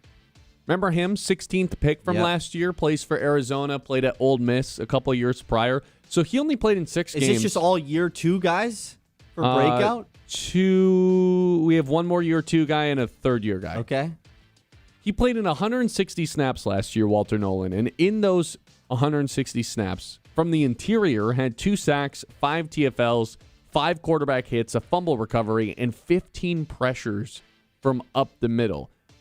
Can he be that guy for the Arizona Cardinals defensive line? Because Josh Sweat is there, but I don't think any of us think Josh Sweat can be like the Batman on a defensive line, right? He'd have to be a ancillary piece or a secondary piece on a defensive line that's truly special. Can Walter Nolan become one of these guys that's, a Quinnen Williams type or a Dexter Lawrence type? Because in the very limited sample size we saw of Walter Nolan last year, we did see some flashes of that with how well he played from the interior. It's a behemoth of a guy who can get after the quarterback as well. I will say no for the strict fact that he's going to play for a team that no one really cares about next year. And so I think he will break out into this guy is one of the more underrated guys in the league. But to say he will jump to one of the best guys at his position, no. I don't think that will happen.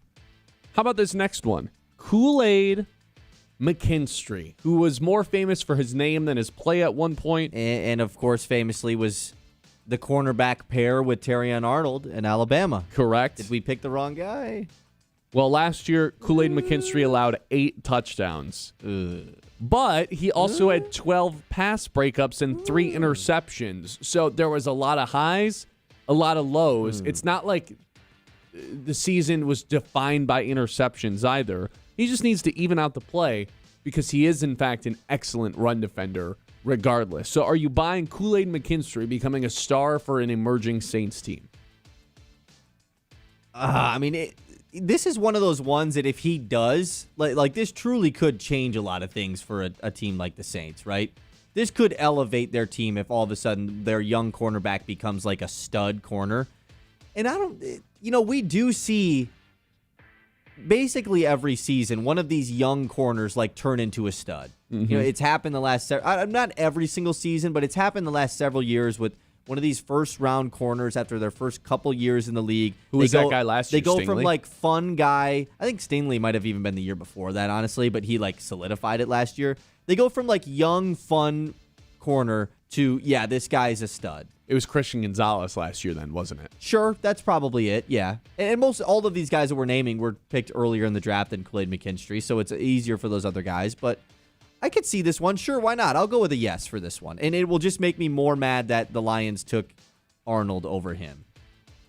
Last one. Travis Hunter.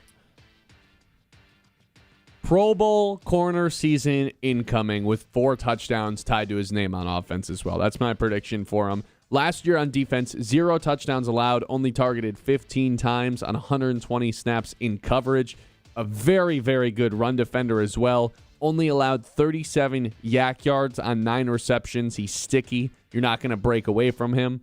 Last 3 games before injury on offense, 180 yards, 15 receptions, and 1 touchdown. Those were the 3 games he was a starter. Looks stronger, cut off the dreads. I'm all in on Travis Hunter to be a Pro Bowl type player on defense. That is where it sounds like they're going to be playing him a lot more this season. Full-time corner, part-time offensive player. That was always kind of the role we anticipated him inevitably falling into compared to last year when it felt like they were trying to figure it out every step of the way until he got hurt and it cost him the rest of his season. I just don't know if they've figured it out yet. Like, my answer is no, just from the fact of, like, this game is going to continuously be played out. As far as, like, where should Travis Hunter play at? Like, he got injured last year, talking, and he wasn't even full-time on either side. He was, like, pretty part-time. He was really part-time defensively. I mean, he barely was out there defensively for a while. And then offensively, of course, like, it was before they made the move to go get Jacoby Myers. I didn't even know what that Jacksonville wide receiver room was going to be like on a week-to-week basis. Owning any of those guys in fantasy was like hell. What if you owned all of them and they were just all your starters? That was your team, yes. That was my team. Really rough.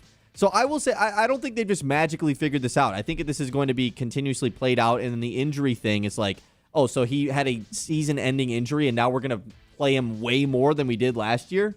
That doesn't feel like that's going to happen. That feels like a risky thing to do.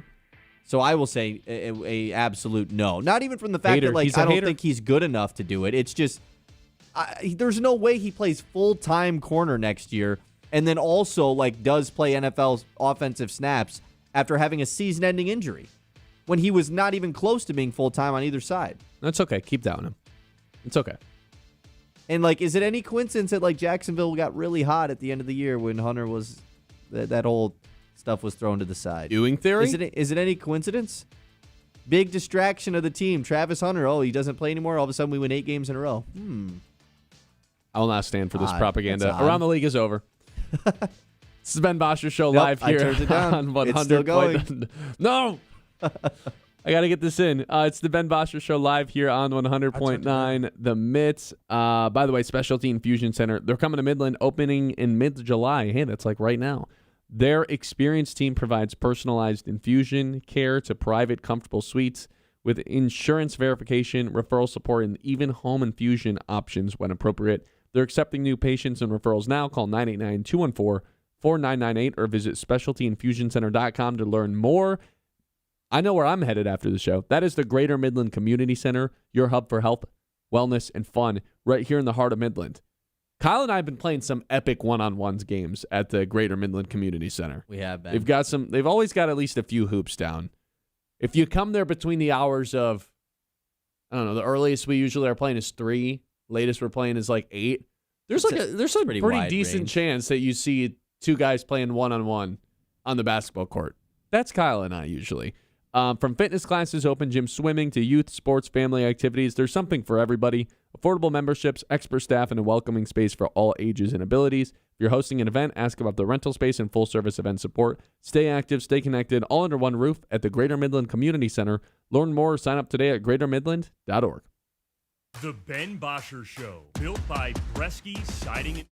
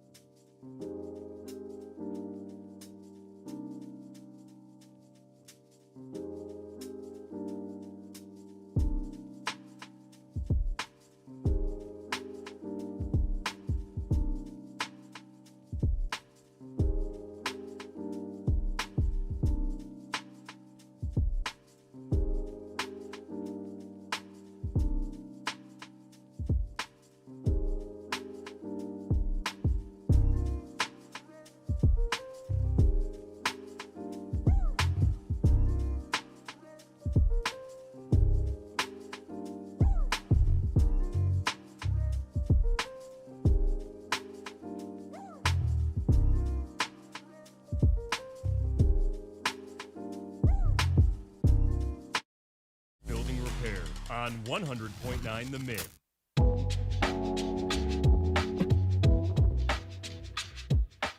All right, just a couple more storylines that we never got into.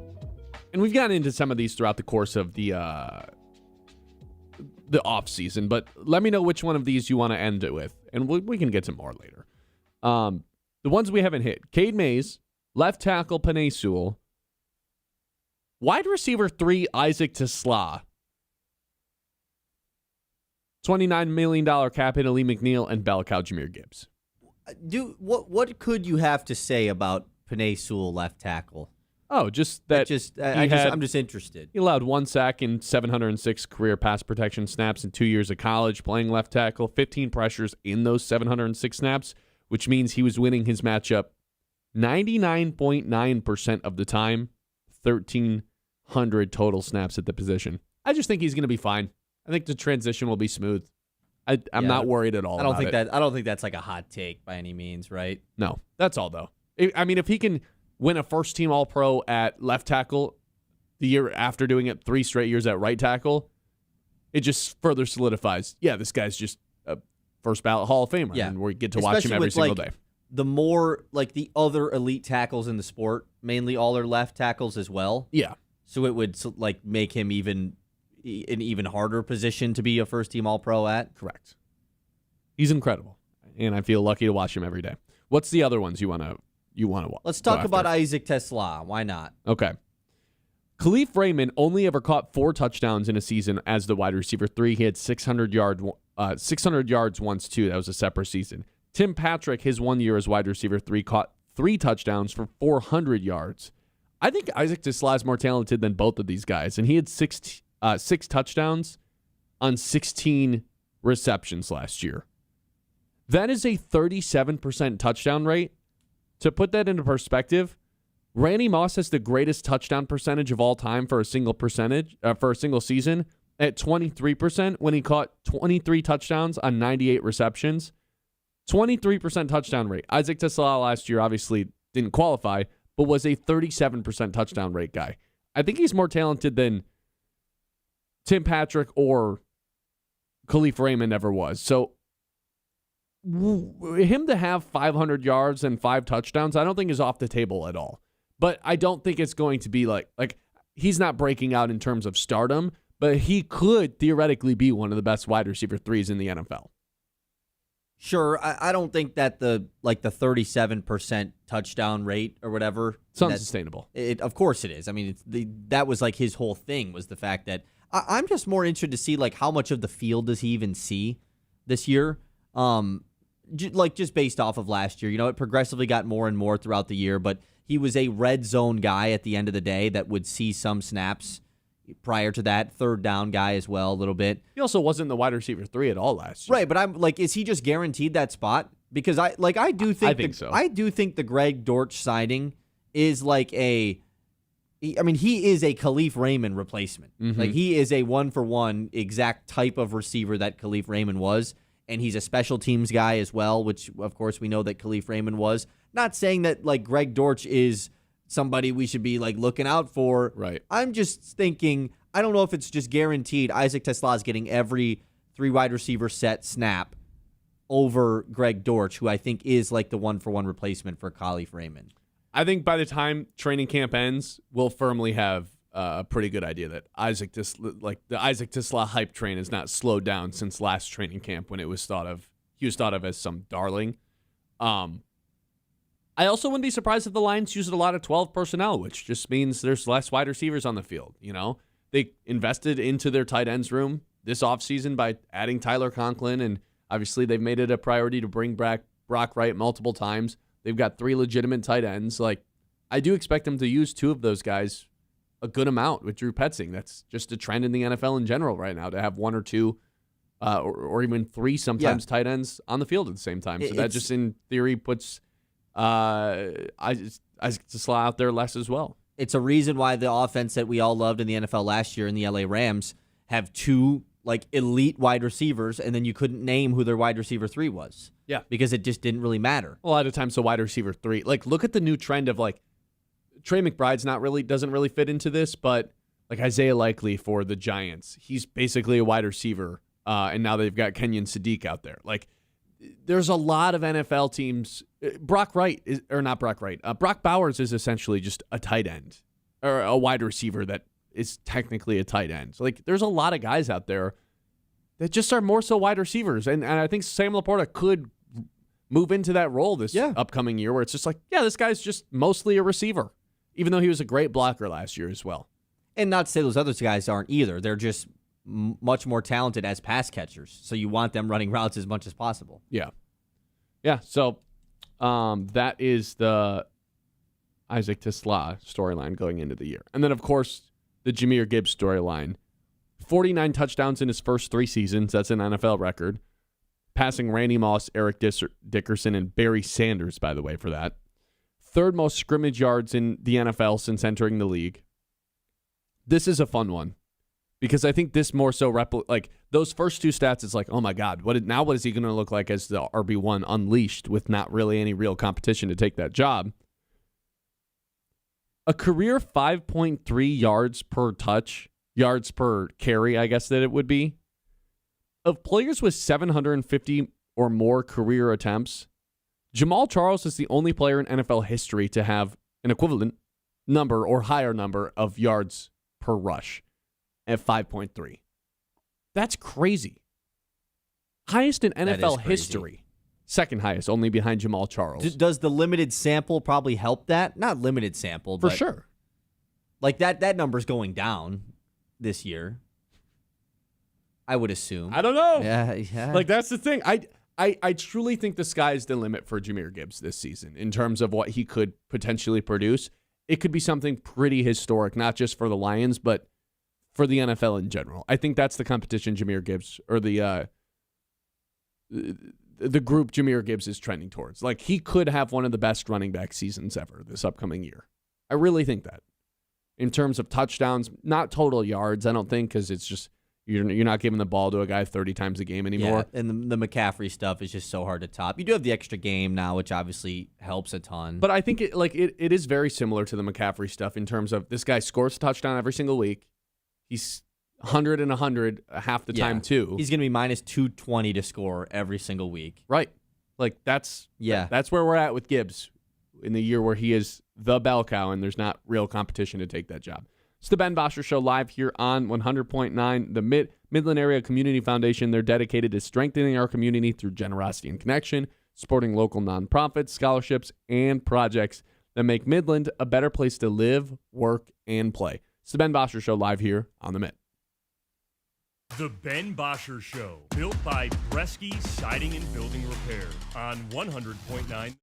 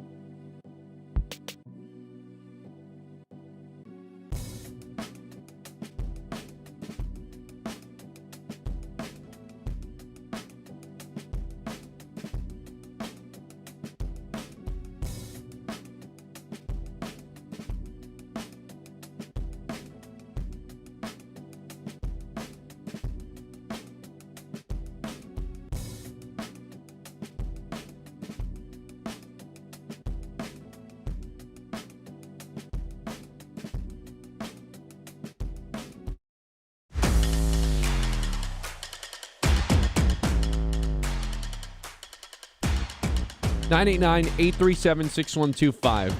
It feels like we're getting closer and closer to the idea that Tarek Skubal actually won't get moved at this year's deadline. We're 13 days away. Wait a minute. The Lions training camp, the first day is also that Monday. the trade deadline day. Oh, man. What a week. What a Monday that's going to be. What a Monday that's going to be. Yeah.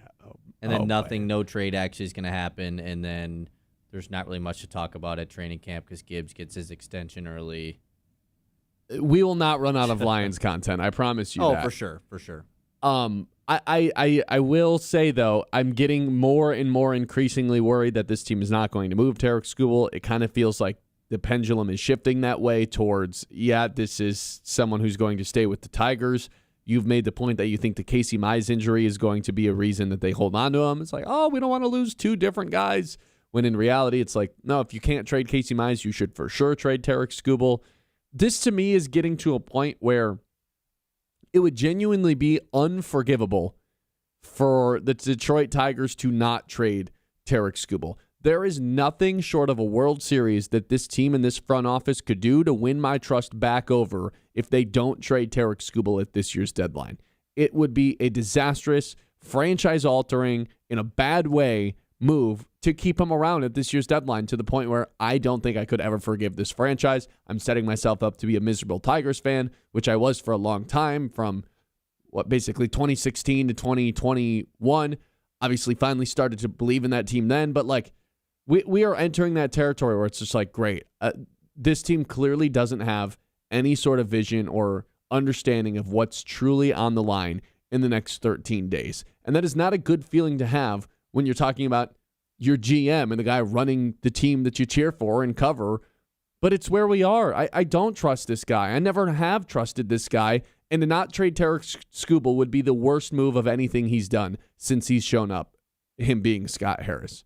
And I can't believe that's the most likely thing that could happen. Yeah, and that's the part about this that makes it so frustrating is we all have we all share the same opinion. When I say we all, I mean you and I. And I think a lot of people that listen to the show and just Tigers fans in general are cognizant enough to realize, hey, I understand that Tarek Skubal, we've become really attached to this guy, and he's homegrown superstar pitcher. It's frustrating that they won't just pay him and keep him. We've all moved past that part of it, right? The whole why won't you just pay Skubal? That I think we've completely pushed by that whole circumstance. Sure. And so we realize that this is what you have to do. You have to deal him away, no matter, even if they were at 500, I think I would still have the same case. Even if they were one game out of the wild card, I still think I would make the same case. Unless you were way up, division lead, we felt confident that this team was winning the World Series, you have to trade him. Because that's what it comes down to at the end of the day. If you don't move him, the only way to make up for this not being a mistake is winning the World Series. And if you think this team is winning the World Series, you should be doing other things than listening to this show. Yeah, right wake now. up. Yeah. Wake up. Because that's a pipe dream. Correct. As much as we think this team is playing hot. And that's what I'm saying, because we've been talking about that all day. We can recognize they're playing good baseball. I don't disagree. They have a great starting rotation. I don't disagree with that either. They're still 5.5 games, 6.5 games back of the wild card with a ton of different teams ahead of them that have been passing them even while they're playing good. 2 teams have just leaped them, and they still are not in a spot to win this division currently. It's a dream to think that they could actually go on and win a World Series. Yeah. The bottom half of their lineup is simply not good enough. You know what the bottom half of their lineup is? A nightmare. I had a nightmare for the first time in a while last night, by the way. Just a totally random side piece to this story, and we can get back on track here in 30 seconds. Yeah. Can you share it, or is it too personal? No, it's not. No, I can share it. I never remember my dreams ever. So and I can't remember the last time I woke up in complete terror. But last night, I jumped up out of my bed in the middle at 3 a.m. and was freaking out because I thought someone was grabbing my foot and trying to pull me out of bed. That's a terrible one. And that's a really bad one. It was as if I was sleeping and someone was that for sure could have happened. I woke up I swear I woke up and was just kicking, like relentlessly, like, get off, get off, get off, get off, get off. And I like jumped up and sat up, and I was like facing You said all of that while it was going down? Like you said that out loud? No, I didn't say that, Oh. but I was like kicking like over and over again to try to like fight whoever was trying to kidnap me. And then I woke up and was just like completely facing the wrong way of the bed. The pillows were on the other side. I was like, what happens? This never happens to me. So the fact that it was just so bizarre. I haven't experienced anything like that. That's in a long terrible. Time. That's a nightmare. That's like a real, that's a night terror because I do still get nightmares as a grown adult, which is like, I don't know. That feels like a little kid thing, honestly. But it's not a little kid thing. It might be a little kid thing to share it. Sure. Well, I guess I just get the ones like I'll wake up in the middle of the night and I'm like, phew, like what the hell? Like, I get that. That happens a pretty good amount. What the hell? Sure. But that one to get like a physical nightmare, like where it like it's happening during my sleep. I know. Like your nightmare is you sleeping, something happening to you. That's kind of crazy. It was petrifying. I hated it. I just grow up, dude. Don't let that happen to you. I know. I haven't had that happen in years and years and years. And I woke up and I was like, there's no way I'm going to be able to fall back to sleep. But it was like 3 a.m., so I had no choice. Went right back to bed. Now I'm here. Happy you're okay, man. Yeah, thanks. That nightmare is still not worse than having to watch the bottom half of this Detroit Tigers lineup half the time, guys. That's why it's not actually a Super Bowl or a World Series contender. Is because right now this team is like pretty top heavy in terms of where their talent lies. And the bottom half of their lineup is and their bullpen is just not even close to up to standard to make it through 3 rounds of a playoff series. So if you're going to keep Skubal, the only justification is you think you can make the World Series or win the World Series. And I'm not even all that confident this team can win enough games to make a playoff berth, let alone make it through 3 rounds of the playoffs, which, again, just I think it's unforgivable if I'm a Tigers fan thinking about Scott Harris. I don't know if he could ever get back in my good graces with anything short of a Super Bowl. Yeah, but a World Series. Yeah, because that's the thing, though. Like, if he doesn't trade Tarek Skubal, then it's like, okay, cool. Then we can fire him at the end of the year. Like, at least you have that going for you. Sure. Because you can't really fire him once you trade Skubal, right? It just doesn't make sense. Because then you're admitting, too, if you're Chris Ilitch, we just let the guy who we knew wasn't going to be here next year because we fired him at the end of the year, make the biggest trade that this team has made in a decade that's going to alter the next decade. That makes zero sense. That's the dumbest thing that could have ever been done. Yeah, trading him probably gives him another It 100%, at least one season. Probably 2. On top, like until he sees the guys, until we know that the prospects he got back or whatever it is turn out, like you can't really fire him. And he has the McGonagall thing going forward on top of it. Like it would make no sense. And so, yeah, the only way you don't trade him, one, like you said, I think there's 2 ways actually, is if you win the World Series and it works out, and not happening. Not yet, not happening, and or you truly do believe that whatever's going to happen with the CBA in the offseason gives you like a real chance to bring back Skubal, which if you think you know what's going to happen this offseason, you don't. That's a great way to put it. Because no one knows what's going to happen. But if the Tigers front office and Scott Harris want to take the stance of like, hey, I really think that this whole 5-year contract thing is going to go into place. That's the whole reason why they weren't going to extend Tarek Skubal, right? That was the number one reason. They were not going to give him a 10-year, 8-year contract where they're paying him $40 to $50 million when he's washed up. That was never going to happen.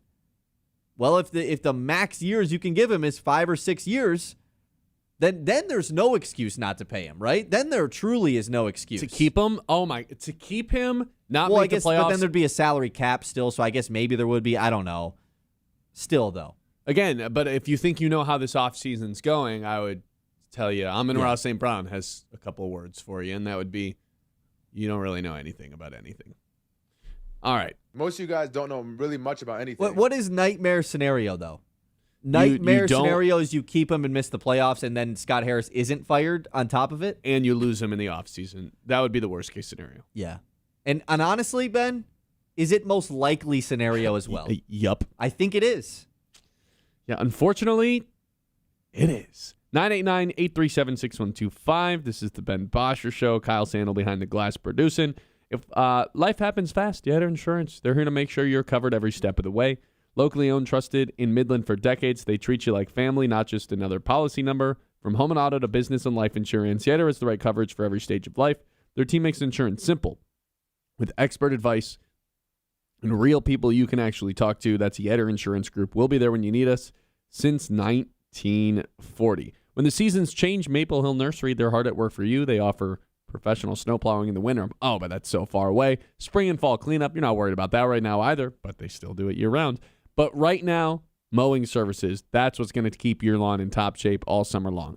From winter, spring, fall, and summer, Maple Hill Nursery is your all-season land and lawn and landscape partner right here in Midland. The Ben Bosscher Show, built by Bresky Siding and Building Repair.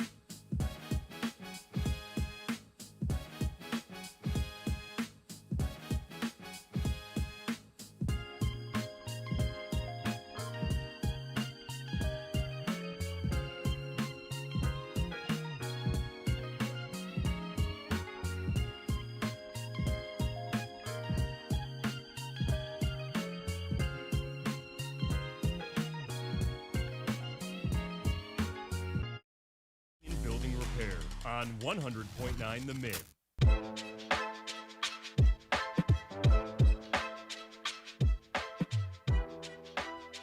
All right, welcome back in, everybody. So yesterday, World Cup wraps up. I'd say overall, really fun tournament. The United States, we had like a little bit of, I wouldn't call it a run, but like there was some excitement there. There was some buzz. It was a water cooler topic for a while at work.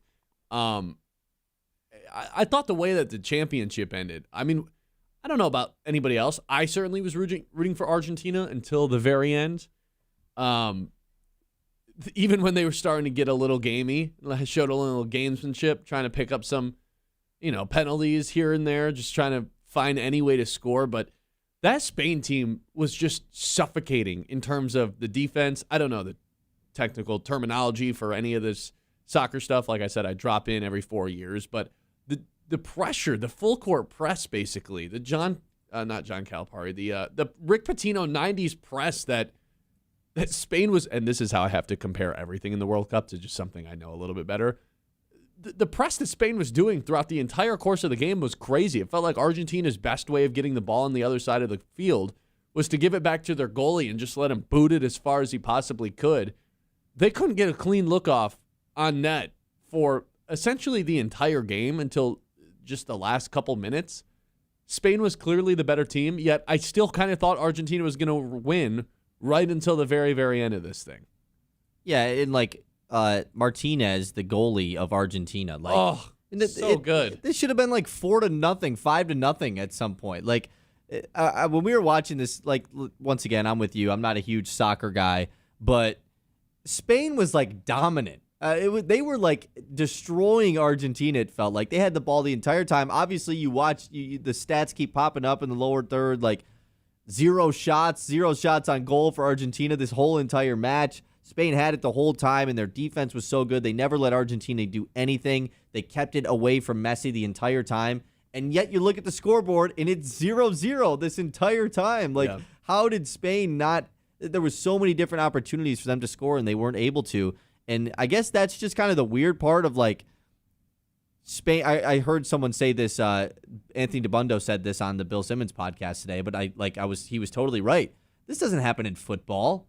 You can't watch a playoff football game, the Super Bowl, and it's like, oh, the Eagles are destroying the Chiefs. They're dominating this game, and yet the Chiefs can win.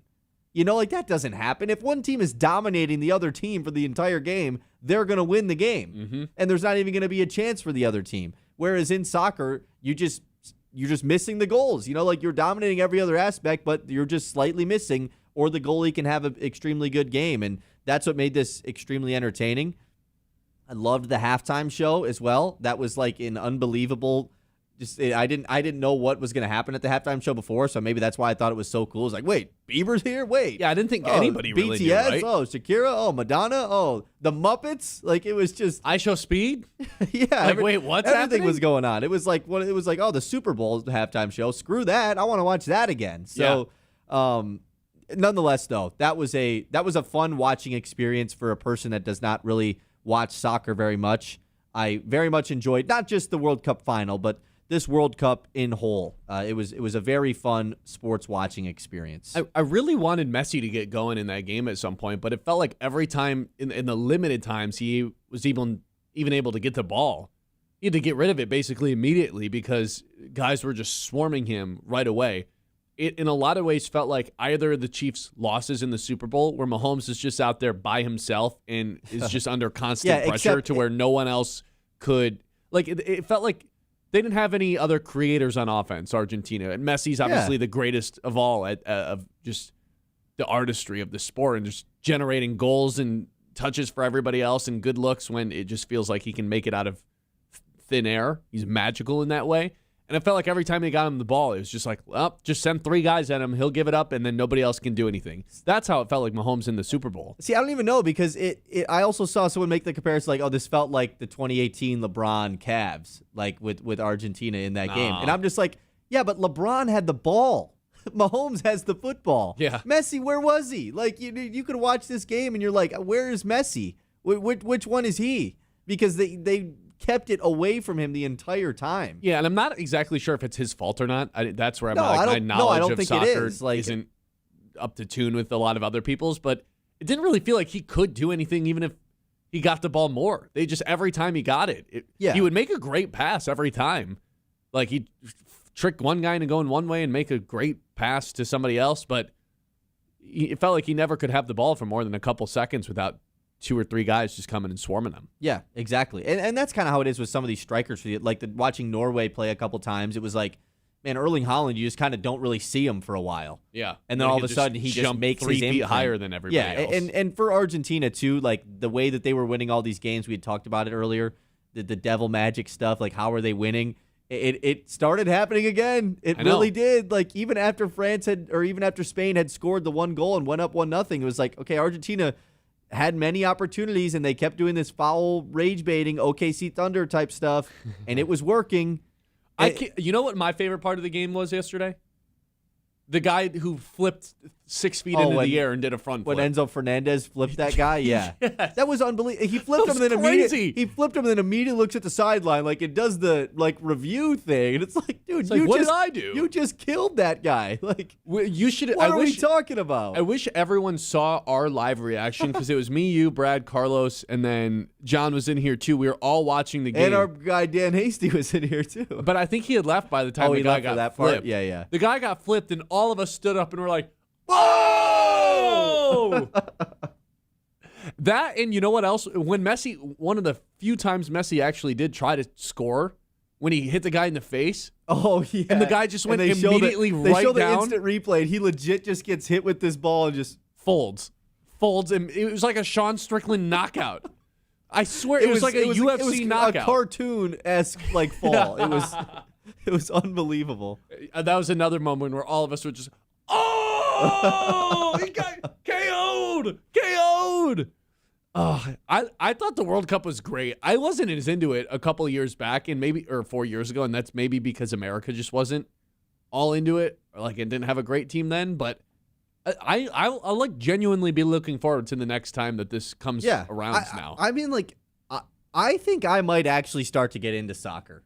And that's like a dumb American take. I understand. For all the people that watch soccer, they're probably just like, oh, you might get into soccer. Good for you. What would be your team? I don't, but I might watch the Premier League now. I don't know. I don't know if I feel like you do have to pick a team when that stuff happens, but I enjoyed watching the World Cup. I've never been a soccer watcher, like my whole life. I just have never been one.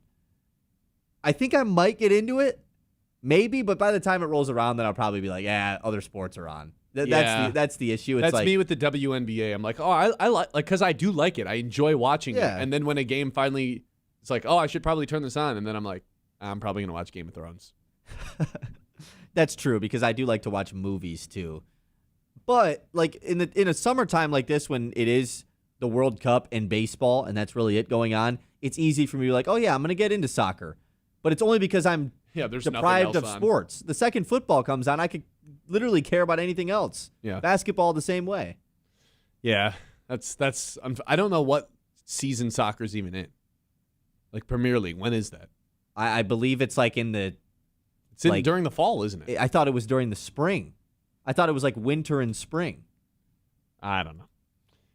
I'm not even gonna attempt to try to get into this between the World Cups. I'm just fully like, I'll drop in every 4 years. Well, see you guys in 4 years. They do like there's something else in between the World Cup as well. Yeah, like the Euros. The Euros? Yeah. So that'll happen. Maybe 2 years from now. It's like the FIBA stuff in basketball. Yeah, FIBA World Cup. Yeah, maybe I'll get into that. Which is next year. That's fun. We'll see who's on that team. Hopefully Cade's on that team.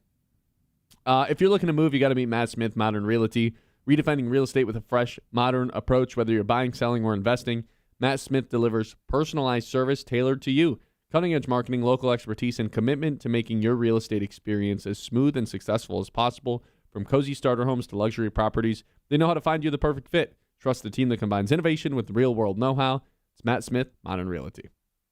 The Ben Bosscher Show, built by Bresky's.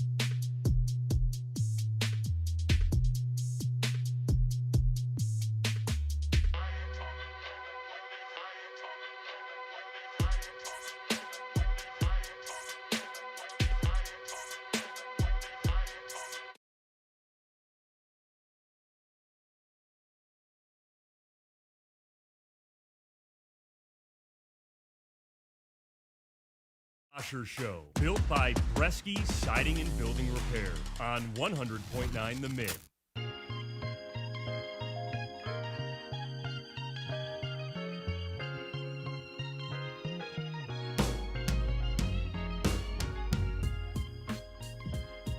Nine 837-6125. Welcome back into the show, everybody. Kyle Sandel is here. Ben Bosscher hosting, and as always, Kyle's going to be hosting the rest of the week. Kyle, hit us with the news.